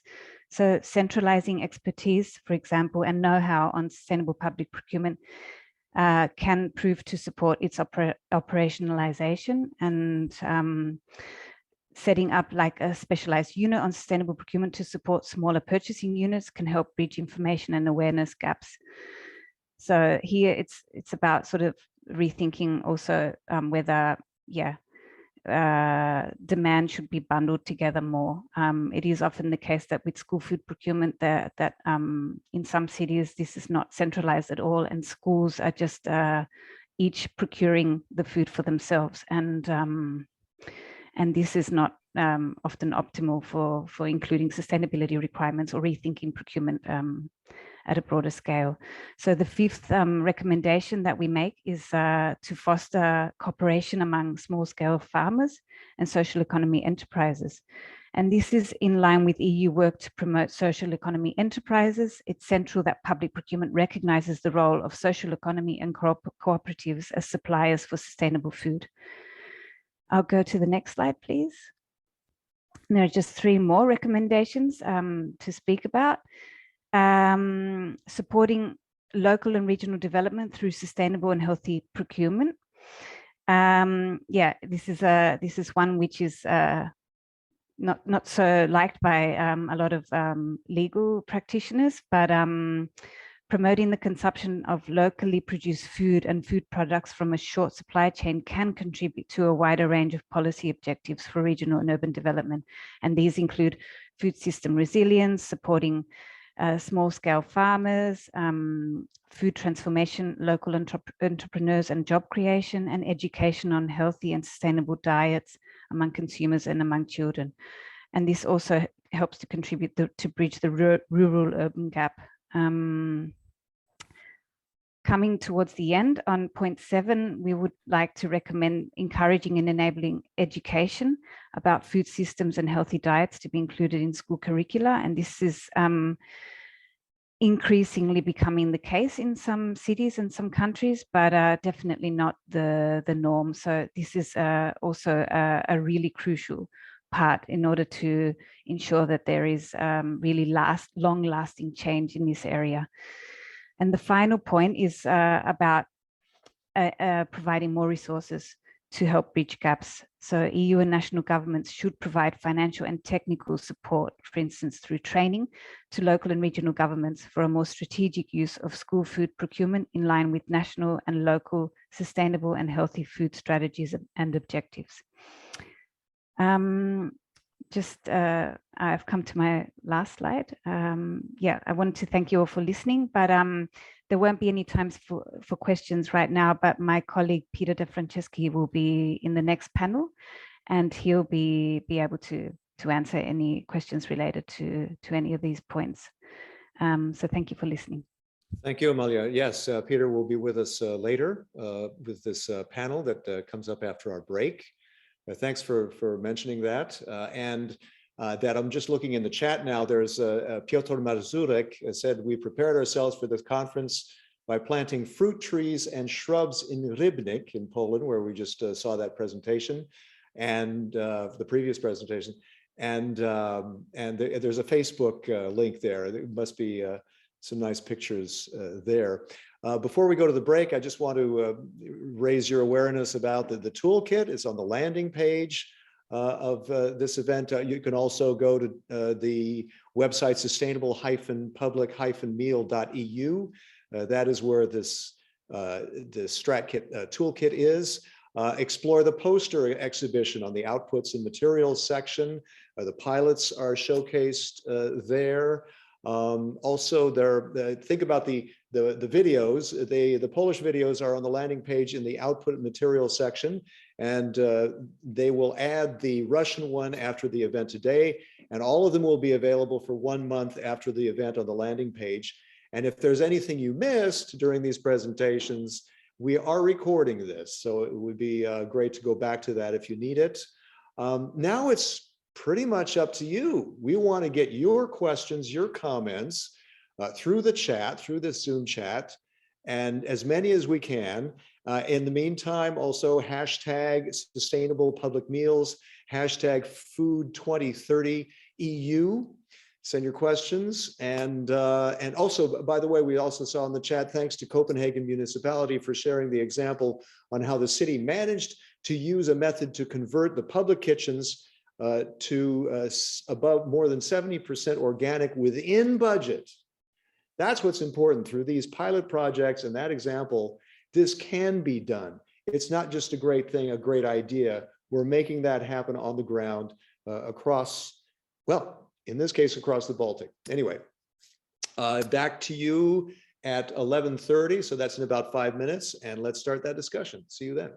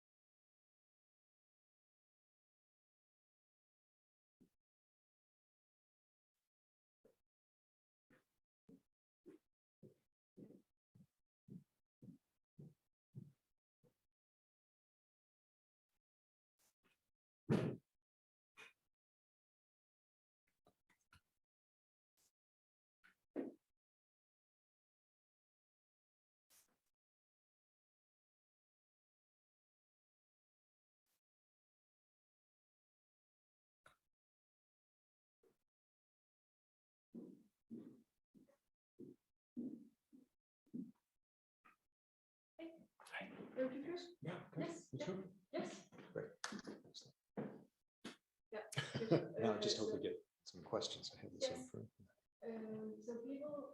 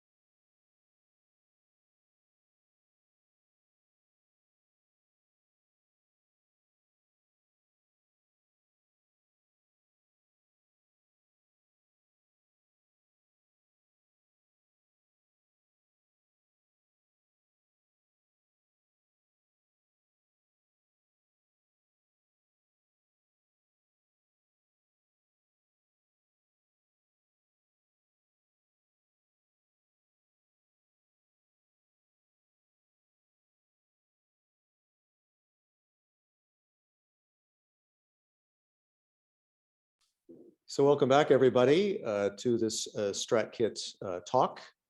We're talking about the toolkit. We're talking about how things worked on the ground with these pilot projects. And now it's your turn to send in your questions so we can talk with the panelists. Some of the panelists you know already. You know Alexandra Nikolopoulos. Welcome back, Alexandra. Peter De Franceschi is the colleague. The colleague of Amalia, who just made her presentation, right, for the local governments. Jana Husu-Kallio, Finnish Ministry of Agriculture and Forestry. Rita Goralska-Walczak of Warsaw University of Life Sciences. Hello. She is Renata's colleague, who Renata made that presentation earlier on how that was working on the ground there. Emil Andersen, a Perfect Season of Denmark. You're a plant-based food company. And Aro Lode of the Baltic Restaurants Estonia. That's, I understand that's a restaurants association. Before I start pitching questions, and for all of you in the Zoom chat, you can go to the Q&A section of the Zoom chat at the bottom. You click on it and you can send in your questions. We're also watching the chat as well to see what comments there are. And when you want to cast that wider, please do go send that out on hashtag sustainable public meals and hashtag food 2030 EU. We are recording all this, and so you can also play it back if you missed anything in the presentations. Alexandra, let me go to you first. Quite inspiring what we've seen you're on the policy making side, but to see that working on the ground must be quite heartening for you, right? Oh, yes. What I must say that first of all, I was very impressed by what I have seen.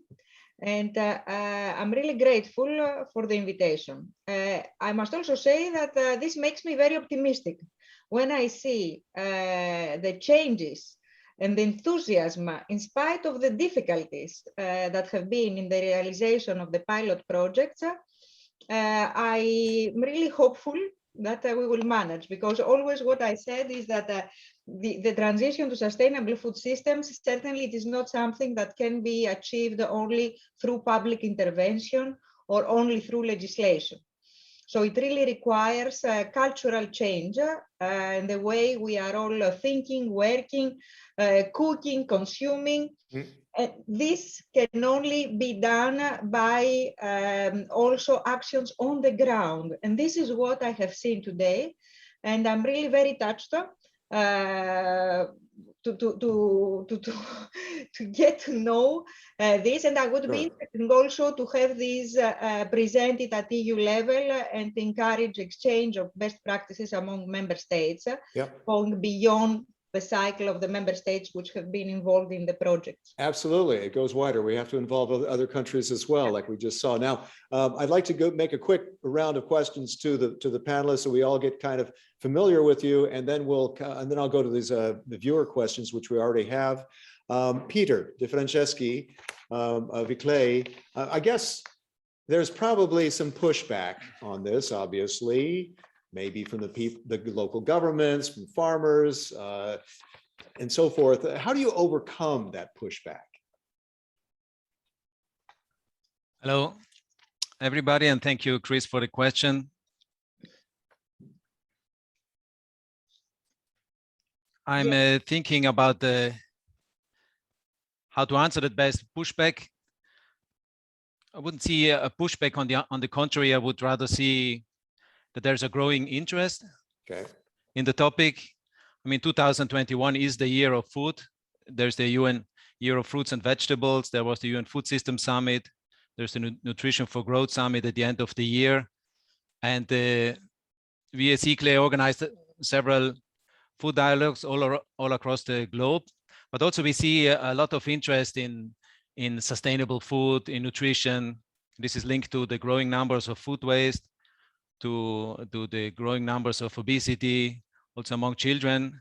So there's really, and also with the farm to fork strategy, we see a lot of interest of the local and regional level. Okay, but maybe what I meant, maybe I should have worded it this way.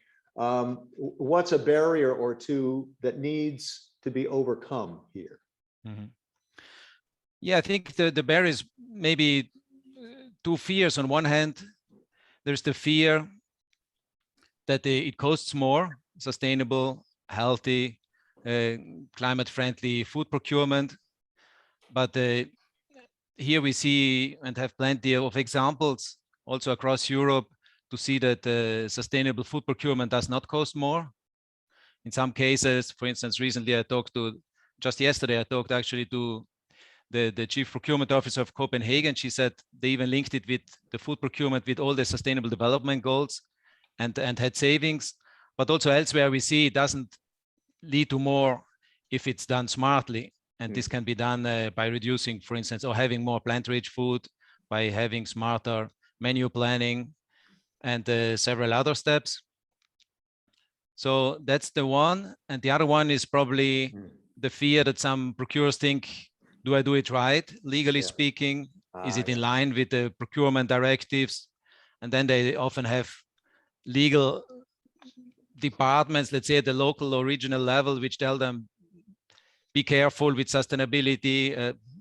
It's a risk, it's a small risk, it's a big risk. This is also the reason for that is also because there is not such a strong, let's say, framework there yet, which says go for it.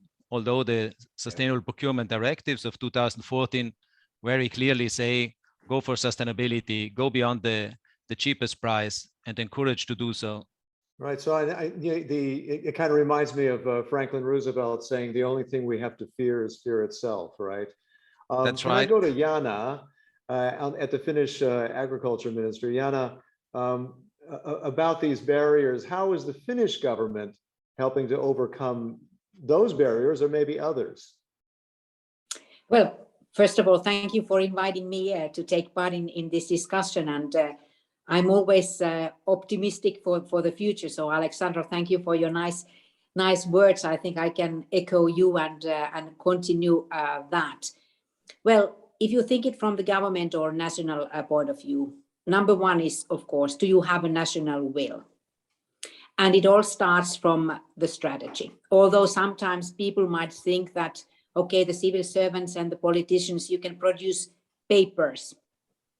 But in my view, we need the definition, not only the definition, but describe the targets and the will on paper at national level. And I'm very proud and happy that in Finland, indeed, we have a national strategy for public procurement, where we have included the targets linked to sustainable food procurement and linked animal welfare targets, and also partly social welfare and nutritional targets as well. So you're taking these EU directives and applying them on a national level. Is that right?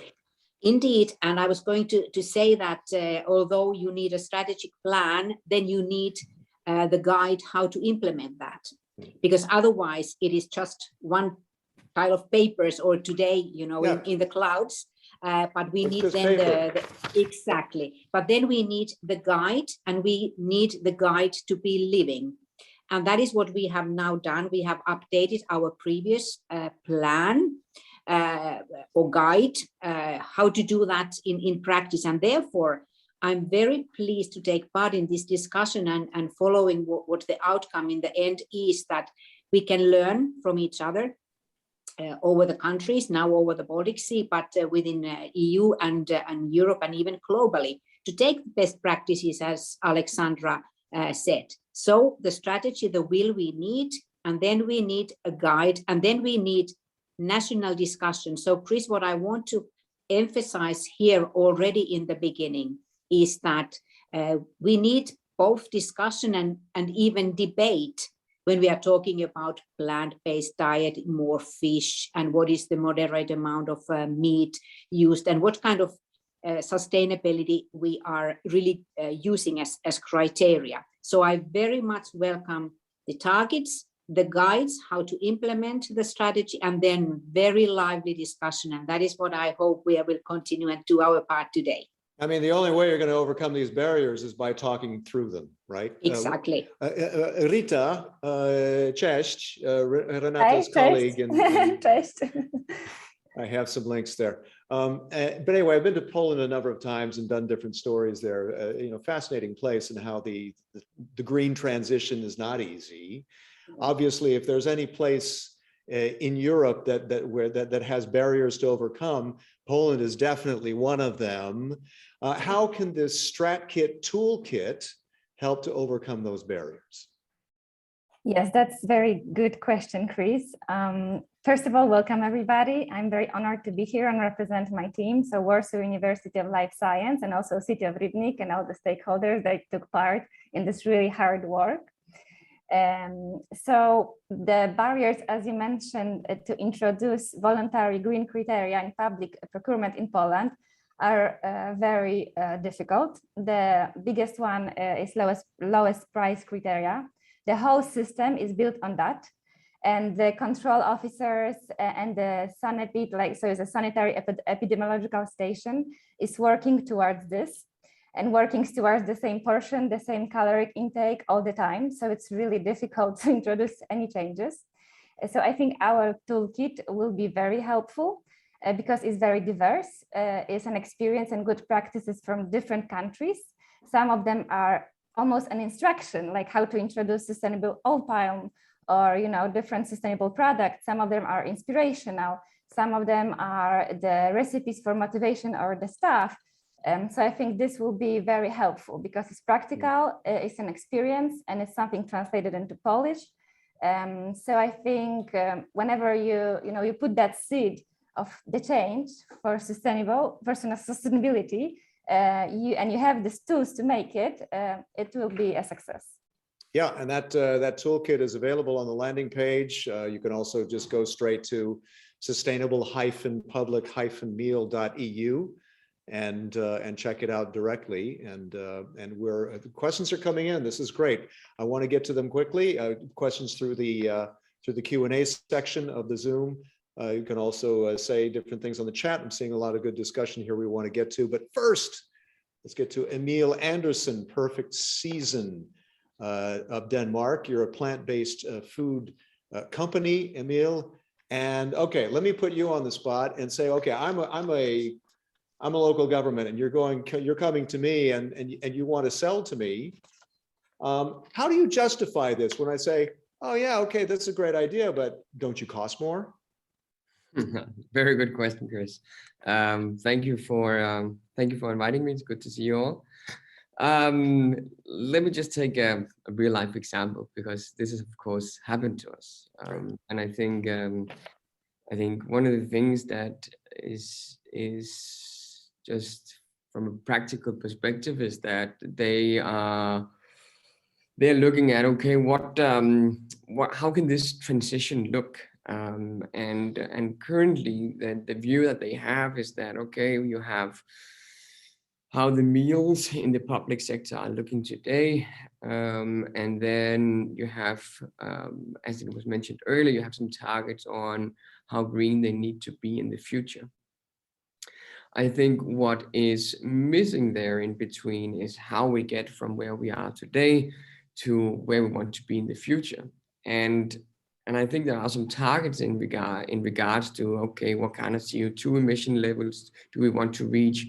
How many of the meals should be 100% green? What should the percentage of meat be, etc., to reach those CO2 emission levels?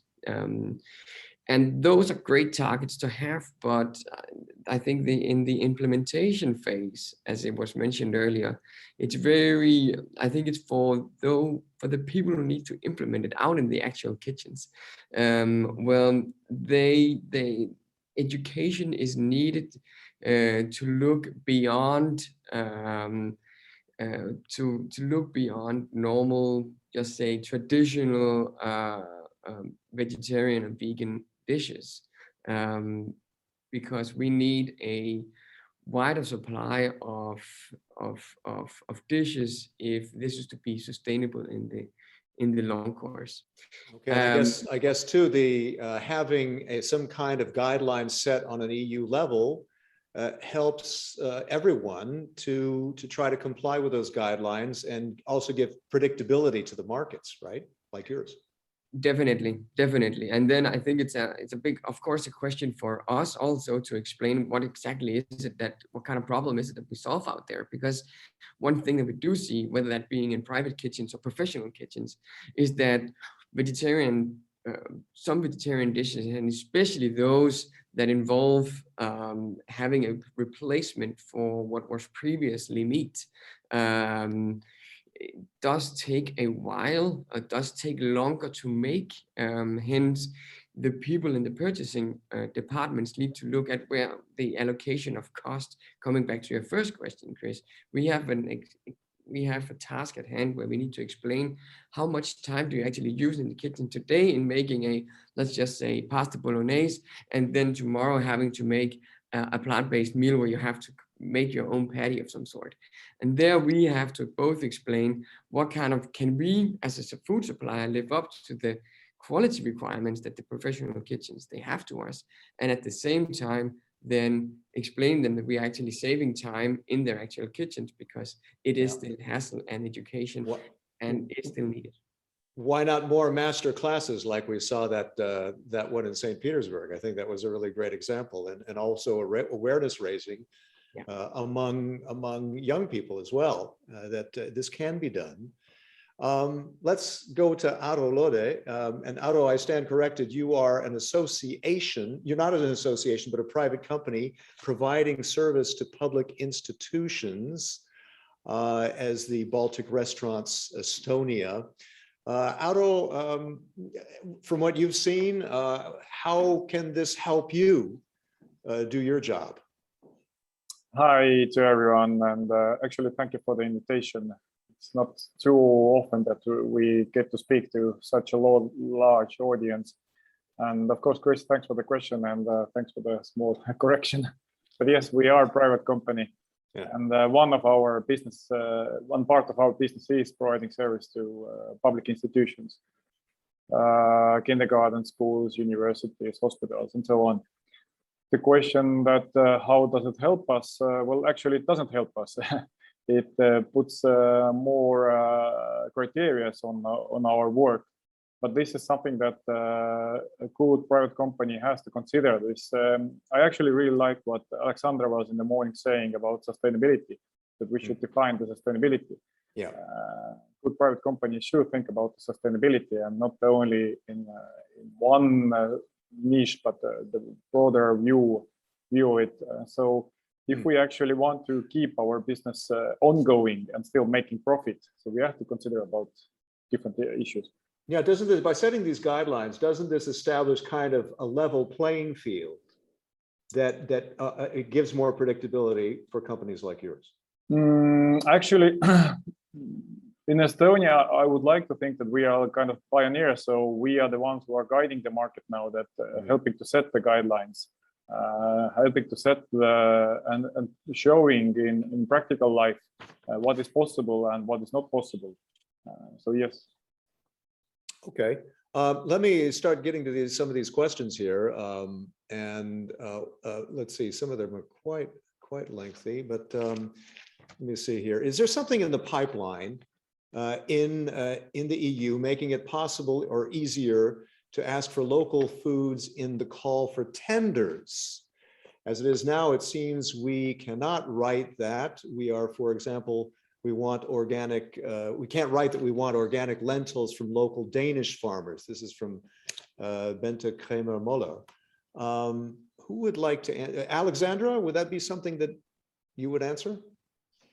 Yes, I can try. Okay. Actually, no, I'm not aware of something that would enable, yes, to include this in the procurement. I can say that it's true that in a way the term local, supporting local food, it is something which is mentioned, and you can see in the Farm to Fork strategy, but actually it's not so much about the term local. I think what is most important is the short supply chains. So it's different the local than short supply chains. And by the way, we had a similar discussion a month ago also with retailers, DG Agriculture, because the local and supporting local food, can also be confused often with supporting national, and then you enter into all the questions about nationalistic approach, internal market, and all that. So it is a very fine line that we will need to be careful. I think local food obviously has a place in the transition to sustainable food systems, but we have also to take into account all the legal constraints around competition and internal market, and discussions are ongoing. By the way, the CAP in itself also contains elements that could be supportive of local food. But this discussion probably will take place when we will be developing more the criteria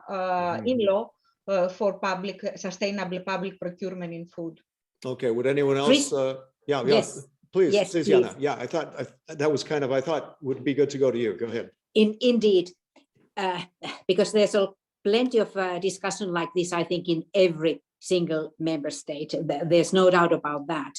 And there are many factors that are actually affecting it, because very often the calls or the procurement as such is about a huge amount of buying at the same time. Of course, it depends on if it's a big city or a municipality that is of a smaller scale and so on.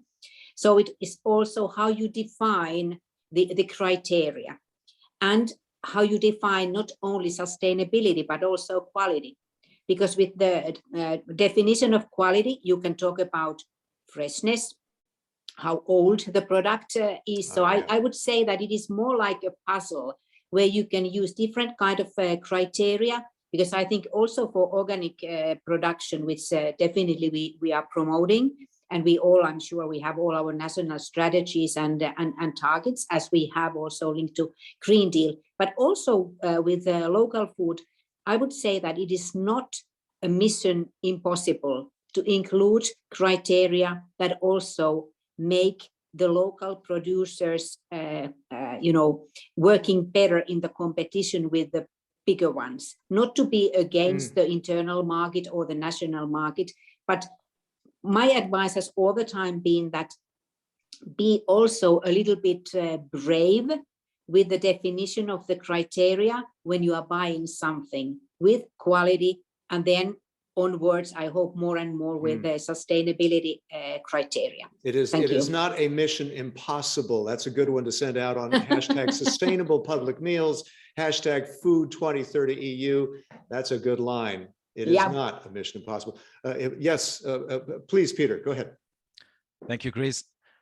There's indeed hardly any meeting on sustainable food procurement where local food procurement doesn't come up.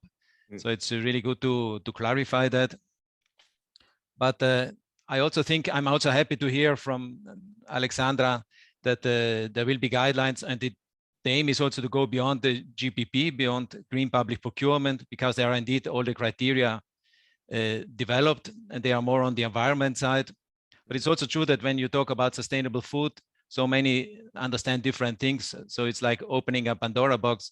But coming back to the local, indeed, that makes me think also recently we had a conference at the Committee of the Regions, and there was a president of a region saying, well, it doesn't sound so right that we tell our tourists, please eat our delicious regional products, and to our procurers, do not buy them, because then you discriminate. But I think it's also important not to get too obsessed about local, because what it is really about is about strategic procurement. So if you have at the national, regional or local level strategies like climate change action, circular economy, public health, culture, and job creation, you can link procurement to it.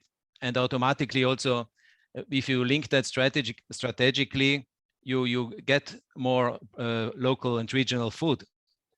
And it's also about smaller lots, but it's also about supporting SMEs. And all this is very, supported also by the Commission and by the directives. What is important is to do a market engagement and to reach out to the suppliers, to the retailers, and see what is out there in terms of production. Who are the small farmers? What are they producing? When are they producing? And this is work. But once you have these figures, then you can link also your procurement to it. And that I think is important. And sometimes at national level, there is legislation which is even stricter than the EU level.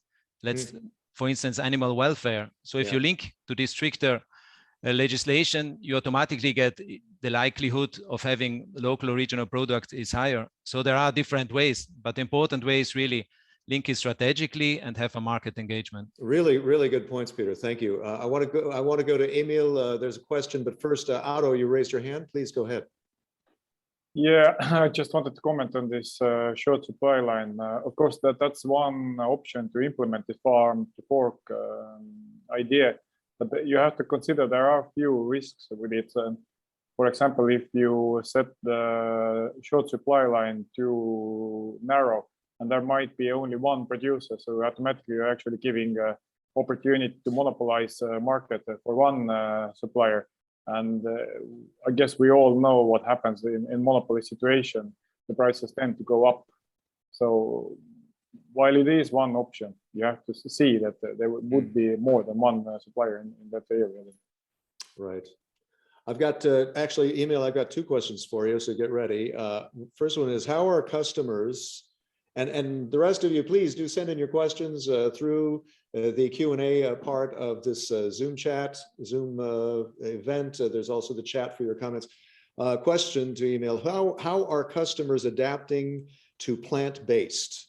Do we still need to imitate meat to make people eat vegetables? That's the first question. Let you answer that. Well, I believe that you need both meat imitation, meat analog products to make that transition. Definitely, what we see and the approach that we at Perfect Season take is something else. We instead bring out the best in vegetables by putting them together and creating new flavor experiences. And what we see is that those that have a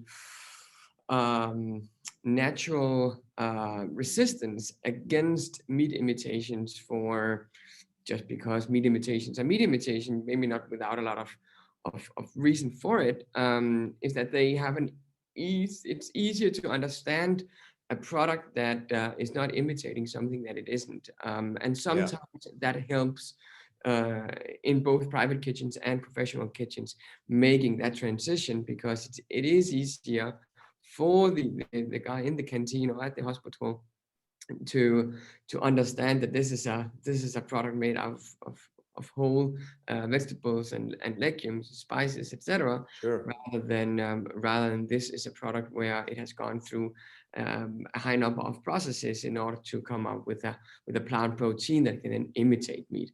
I'm not saying that either thing is right or wrong. I think both have and irrespective of the country and the food culture in each country, I think that and depending on where both the country is on the journey towards more plant-based, there's a need for both. Yeah, it's like they're different tastes too. I mean, some people don't like the smell of meat. When I was at Berkeley, studying at Berkeley, UC Berkeley, there was a vegetarian co-op, and you could not cook meat at all in that co-op because people didn't like the smell.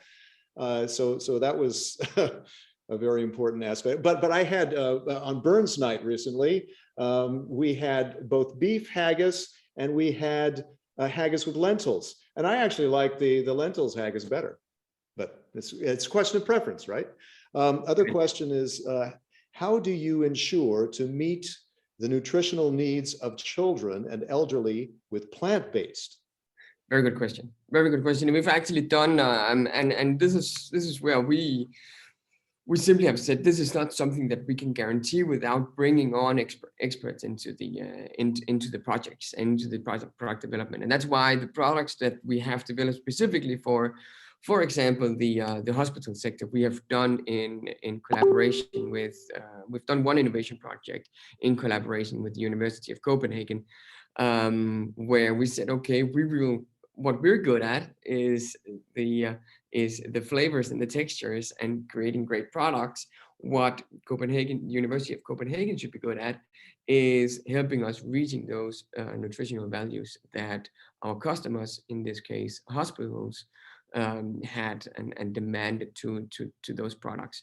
And what we then ended up developing was actually a product that took, you can say, our product values in regarding whole food and clean label, and combining that with concentrates and isolates from plants in a mixture that would then end up having the right amino acid profile, the right uptake, and the right protein content. Okay. Which I have a question here coming in. I think it's for Rita. This one is, according to your field experience, the most promising mandatory criteria that would help accelerate and facilitate the transition to sustainable food procurement. What's an example of a mandatory mandatory criterion? What do you think?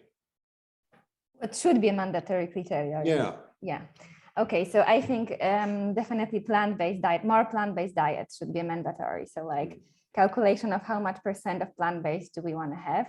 That would change a lot. And also a percentage of organic food. I think those are the two very important criteria that should be mandatory right now, because we have already some goals, right, with the organic farming in European Union, 20%. And I think, yeah, those needs to be addressed with mandatory criteria, not with voluntary, as we know from our project. Yeah, again, I mean, it establishes that level playing field everybody has to play on. Here's another question from Karen Hamann. Will the future bring plant-based menus, or will we use a dual approach, meat-based menus in parallel with plant-based menus, so that there's a choice? Who would like to comment on that? Maybe, I don't know, somebody raise your hand. What do you think? A mix? Okay, go ahead, Emil.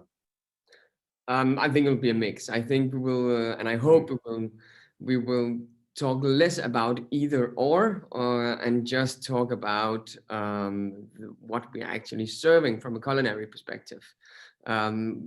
A lot of studies show that is what's working. If you have less focus than on that this is not meat, and have more focus on the experience and the ingredients in the meal that you're having, and what kitchen it comes from, then there's a tendency to have a more positive perception and reception of the meal served.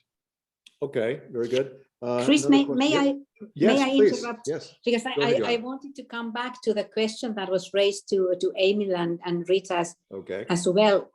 Because I think that when we are talking about the target that we definitely all have, more and more plant-based diets, I think that we need the science in there definitely. And that is why, for instance, from the Nordic countries' point of view, we are just now updating the nutritional recommendations. Yeah. So definitely you have to use the latest science, because there's a lot of discussion about vitamins and all the micro elements of food that you have to take into account, and not to underestimate, indeed, as the question was, the different ages. So you need to define the recommendations for different age groups, whether they are children, you know, the very small ones, or at school, in the universities, and then the elderly, and then in hospitals. So I think that we should definitely not put the meat and the plant-based diets against each other. Of course, it's a consumer, it's each of us to decide in the end. But we need to give the information, and we need the scientific facts from the nutrition point of view and from the climate and the biodiversity point of view on board, so that all of us can make our own choices. Thank Indeed. you. Okay, great. Let's go to Aro question first. How do you feel about the GPP, the Green Public Procurement criteria? Are they helpful or limiting? I think you did comment a little bit about that before that, but if you could revisit that. And how is introduction of organic going in Estonia? I don't know. There's actually 3 questions in that one. I would say that they are not limiting. They are setting the targets, and overall we have to think about what are the bigger targets for the state or local municipality. So they should be in a line with the state targets. So if the state or the local municipality plans to be green and sustainable, then of course all this should be visible also in the procurement. About implementation in Estonia about organic food, there are various risks again what you have to consider. If you, for example, if you would force this organic food in Estonia and put it in procurement documents that you have to provide organic food, then you also have to consider how many suppliers we have or how many producers we have in Estonia. So again, about thinking about the bigger picture is that what do we want to do? Do we only want to put organic food in our public catering, or we also want to support local farmers? Because if you don't have any organic food producers in Estonia, then actually this means that we will be importing this food. So kind of killing the local farming.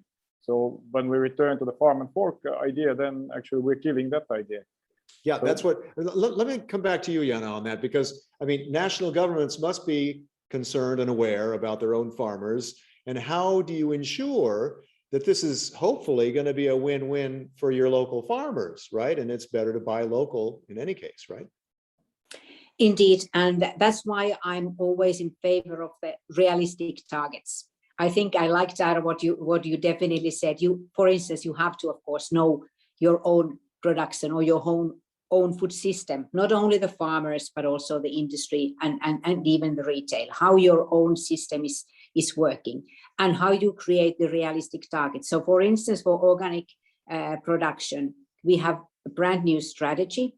And for instance, for the public food services, we have a target of 25% by 2030.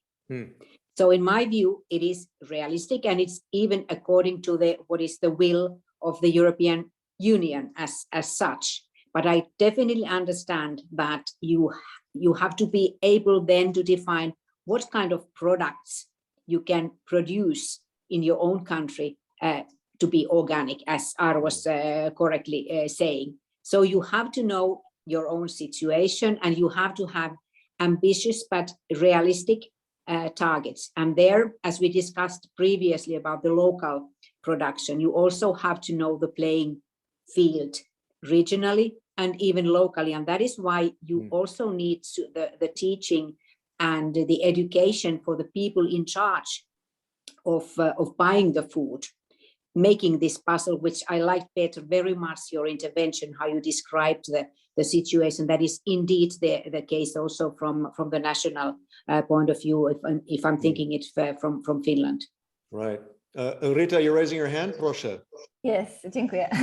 Thank you. Yes, I wanted to add something to both of the panelists that I actually agree with them. It's very complex, but we need to also have some motivation. For example, like in Poland, not a lot of farmers are changing into organic. And I think that if public procurement will have its own mandatory criteria for organic food, more and more farmers would be interested into changing into organic, into conversion. So I think this is something that can motivate both ways. So I just want to add to that. Right. Let me jump over to, sorry, go ahead, Peter. Yes. Thank you. Indeed, I also agree that just for asking a high rate of organic food doesn't solve it all.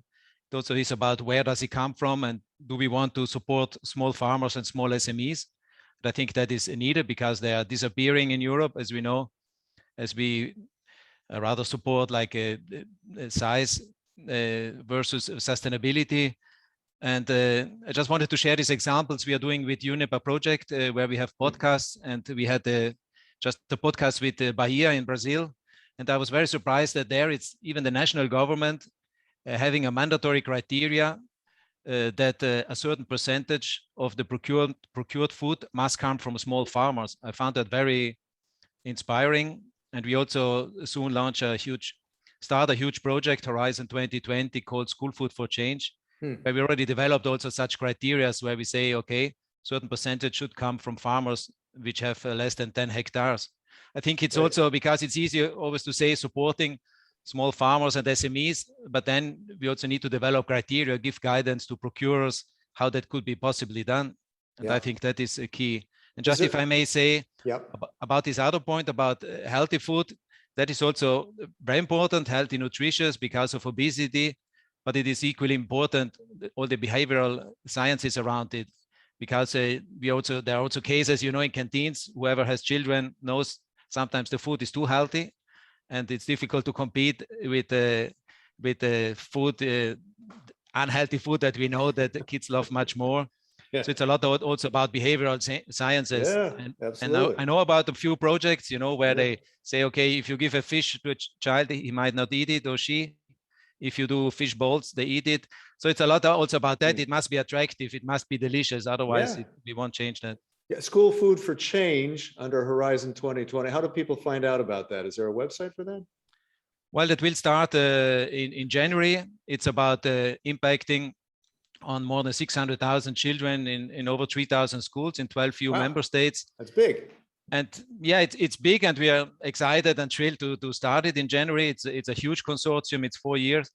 And what is also exciting is not only do we have already developed criteria on beyond the GPP on food procurement, but we also combine it with a whole school food approach, because I think that's key. Especially school food procurement is such a low-hanging fruit, because it's not just feeding children and then back to school and learning, but it's like children going there. It's the whole setting, it's the children, parents, grandparents, teachers, the farmers who deliver. So it would be a missed opportunity to just think about, okay, give them organic food and the sustainable food procurement is done. There's so much more opportunity there. Yeah, and hopefully change the tastes and demands so that they don't just want spicy corn chips all the time, right? Auro, you had your hand raised, please. You had something to add? Yeah, there are so many topics coming up that I always want to comment, but I just wanted to say that what Diana was saying is exactly what needs to be done. That if you take this organic food approach step by step, setting the limits, realistic limits, at the same time the governments have to also signal this to the market, that the guys, that next autumn we're going to require 20% of organic potatoes. So please be aware that you put those potatoes in the spring, so we can gather them in the autumn. And also what Peter said about this behavioral changes. I once made statistics that, considering that we provide service in kindergarten, schools, and universities, so there is a quite big chance that your child is eating more our food than actual home cooked food. So it is important that we don't only talk about university or school level, but actually kindergarten as well, because those eating habits, they start in the kindergarten. If we fail in the kindergarten, it's really difficult to change them in the school. So don't forget about kindergarten as well. No, so exactly what we were saying about, what was it you, Chris, saying that those unhealthy food is always much easier to provide. We see this constantly in our business, where we have to compete with the companies not following all those healthy food criteria. And then we get comments, that our kids like their food much better. Yep. Alexandra, can I jump over to you? And how much is the European Union practicing what it preaches in terms of feeding its own people in its own restaurants? What's happening there at the Commission? Yes, thank you very much for this question. The Commission is doing things for her own services, and the intention is to apply the best practices also in its canteens. Actually, I must say that in Brussels, our service, the OIB, prepared a tender which contained a green public procurement toolkit criteria, and was planning to obtain there what we call the Brussels Good Food Label. So this is quite aligned with the farm to fork policies. Unfortunately, this happened before COVID. Then we had COVID and the canteens were closed. The tender also stopped. So recently we have reopened the self-service and the cafeterias, mainly at the Berlaymont, and also in another building, Loire 107. And we will try, we're going to use this format also in future reopening. So we have joined now a call for tender that was launched in Luxembourg for the supply of foods for the canteens and the cafeterias, which is compliant with the good food label requirements. So we expect to sign a contract in the first quarter of 2022. So we will follow also GDP. You're practicing what you preach. I have, my gosh, less than 10 minutes for this Q&A. I have a question from Ursula, actually, Ursula from University of Helsinki. An example I've heard not so long ago was a Swedish canteen serving organic chicken meat from Vietnam. Do you find this as an opportunity or a threat? Who would like to answer that? I see Jana's hand raised. Would you like to answer that? I had my hand already on to comment. Yeah, I know, for something else, but maybe. But it doesn't matter. I'll come back to that, Chris, if you allow me. Yeah. Well, this is part of the game, of course. What are the products that are allowed to come to the European Union market are welcome to do so. There's no doubt about that. They have the criteria to be fulfilled, whether they are food safety or whether they are the organic production. So it's up to the buyer to decide. And that is where we go back to what we discussed before. But what I wanted to come back on what you asked about, Alexandra, and the canteens in Brussels. We haven't been talking too much about food waste. But I know, and I want to say that the 20% of food is wasted, right? Yes, I saw that figure. Yeah, but the Commission cafeterias were the forerunners in decreasing, food waste from, the festivals and whatever occasions in the Commission. I remember, and I appreciate that a lot.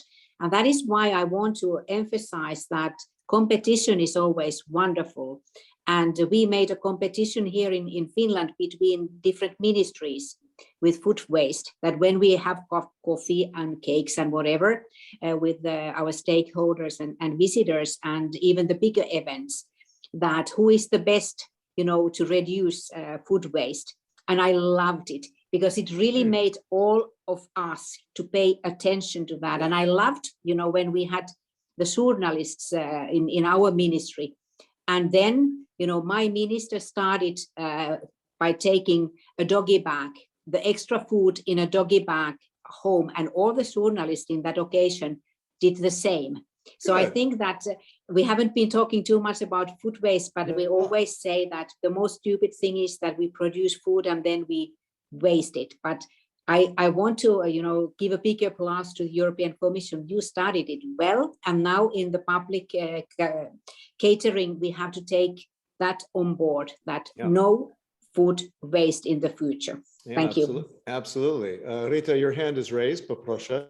Yes, dziękuję.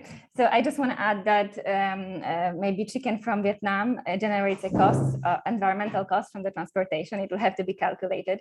But I really like... There's a carbon footprint there, that's true. But I really like the criteria of local, understood as local as close as possible, if not European.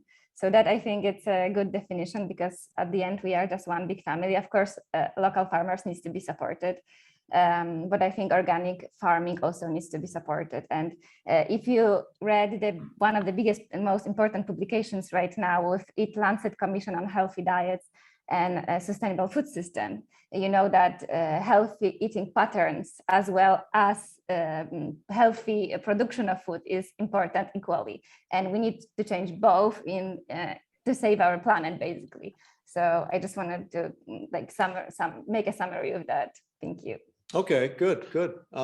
I've got something from Lena, actually, saying making the food and meals attractive is of course important, but also, for example, renaming them in order to destigmatize some ingredients. Would anyone like to talk about that? Maybe Emil, I don't know. Have you renamed some foods to destigmatize? Food naming, it's a topic of discussion every day of my work life. Because it's extremely interesting and it's extremely difficult as well. Give us an example. What's an example that you struggle with? There's a lot of great research coming out these days, especially on how you nudge people to eat more plant-based, a little bit related to what I mentioned earlier. Yeah. Especially how you present it. So both the occasion, in what words you use around the meal, and whether you use words such as vegetarian and vegan, plant-based. And what really moves the perception of the meal you're about to enjoy is whether you give the right impression of the culinary experience you are about to get, rather than focusing a lot on whether there's meat in it or not. And that is, of course, not talking about the environmental impact that the meal is having. But on naming, for example, our products, we try to be as transparent as possible.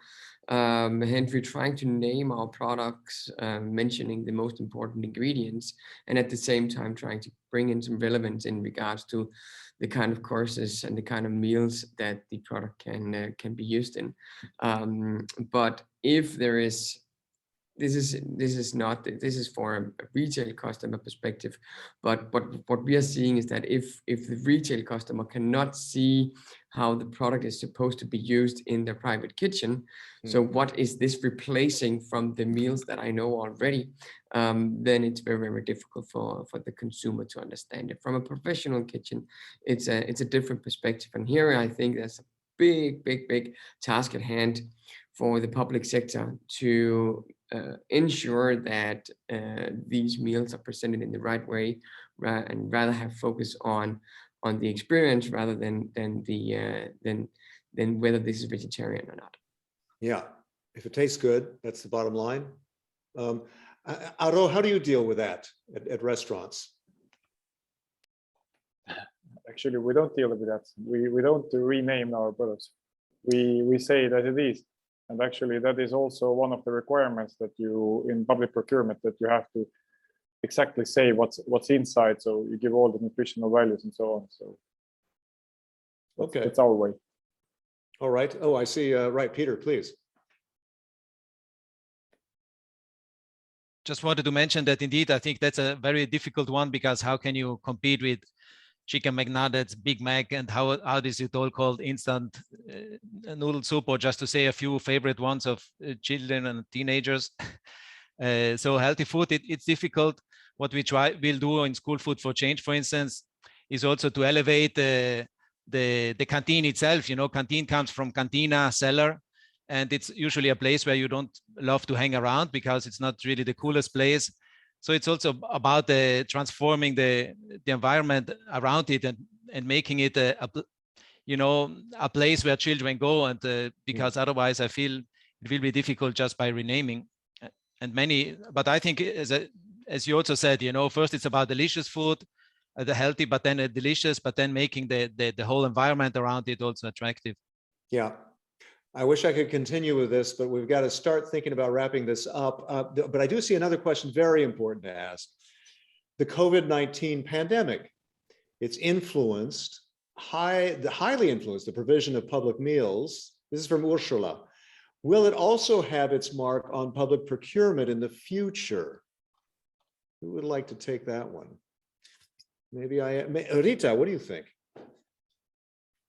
Yes, so there are obviously a lot of challenges connected to the COVID epidemic, and most of them were connected to unstable number of pupils that were coming, unstable dates of opening, unstable number of people who are working in the kitchen, and all of that led to some food waste, to stress, obviously. And I think it will affect the public procurement, because it will affect how we order the food, right? And it also affected some also innovative way to serve food, because there were takeaway foods, right? That children could order. Like in Poland, for example, this was this case of school who actually changed totally their system, and they did the innovative takeaway meals, and also the application for them. So all of this, pushed them to make this innovative step, and it's still working. So I think, So it will affect public procurement for future, definitely. Dobrze, dobrze, dobrze. Jana, I get you raising your hand, but yes, I'm curious to know on a national level how you're dealing with that, if COVID has had an impact. Yes, that was a very good question, and I would say that it made an impact from that point of view, that the local and national food was found more critical, because of course we all know that in the crisis situation, what is nearest you is the easiest to get, and it also affects, I think, what kind of food, how much you use the ready-to-made or half ready-made, or do you use just raw materials? Because I think that in the crisis situations, as we saw, you can get, you can have difficulties of getting some raw materials, some ingredients that could have been easy in the normal situation, but in the crisis situation, it's difficult, not only in the electronic world where we know that we are lacking some components which are used only in one part of the world, but also in food. It can be one part gelatin or whatever that you cannot have anymore. So, and at least in my country, I can say that I'm quite sure that it happened everywhere in Europe, that the shorter food chains were found more important to handle the crisis situation. And linked to the previous discussion, I just raised my hand before to say that one more thing, not only about naming, is also the origin of food. I think that is also one thing that in restaurants and even in cafeterias, people are asking where the fish is coming from, and especially linked to sustainability. So I think that the labeling and the discussion of how the consumer knows the origin is more and more on our table in the future. Thank you. Yeah. Let me wrap this up very shortly. Alexandra, I got a last question here. Are you aware that EU institutions are doing themselves? What are they doing themselves to buy green? You've talked a bit about this, but what about COVID? What has that taught us about Europe's food system in terms of resilience? Yes, I mean, I think that what Jana has said is really very important. I would say, first of all, that at the beginning there were some disruptions, be it in terms of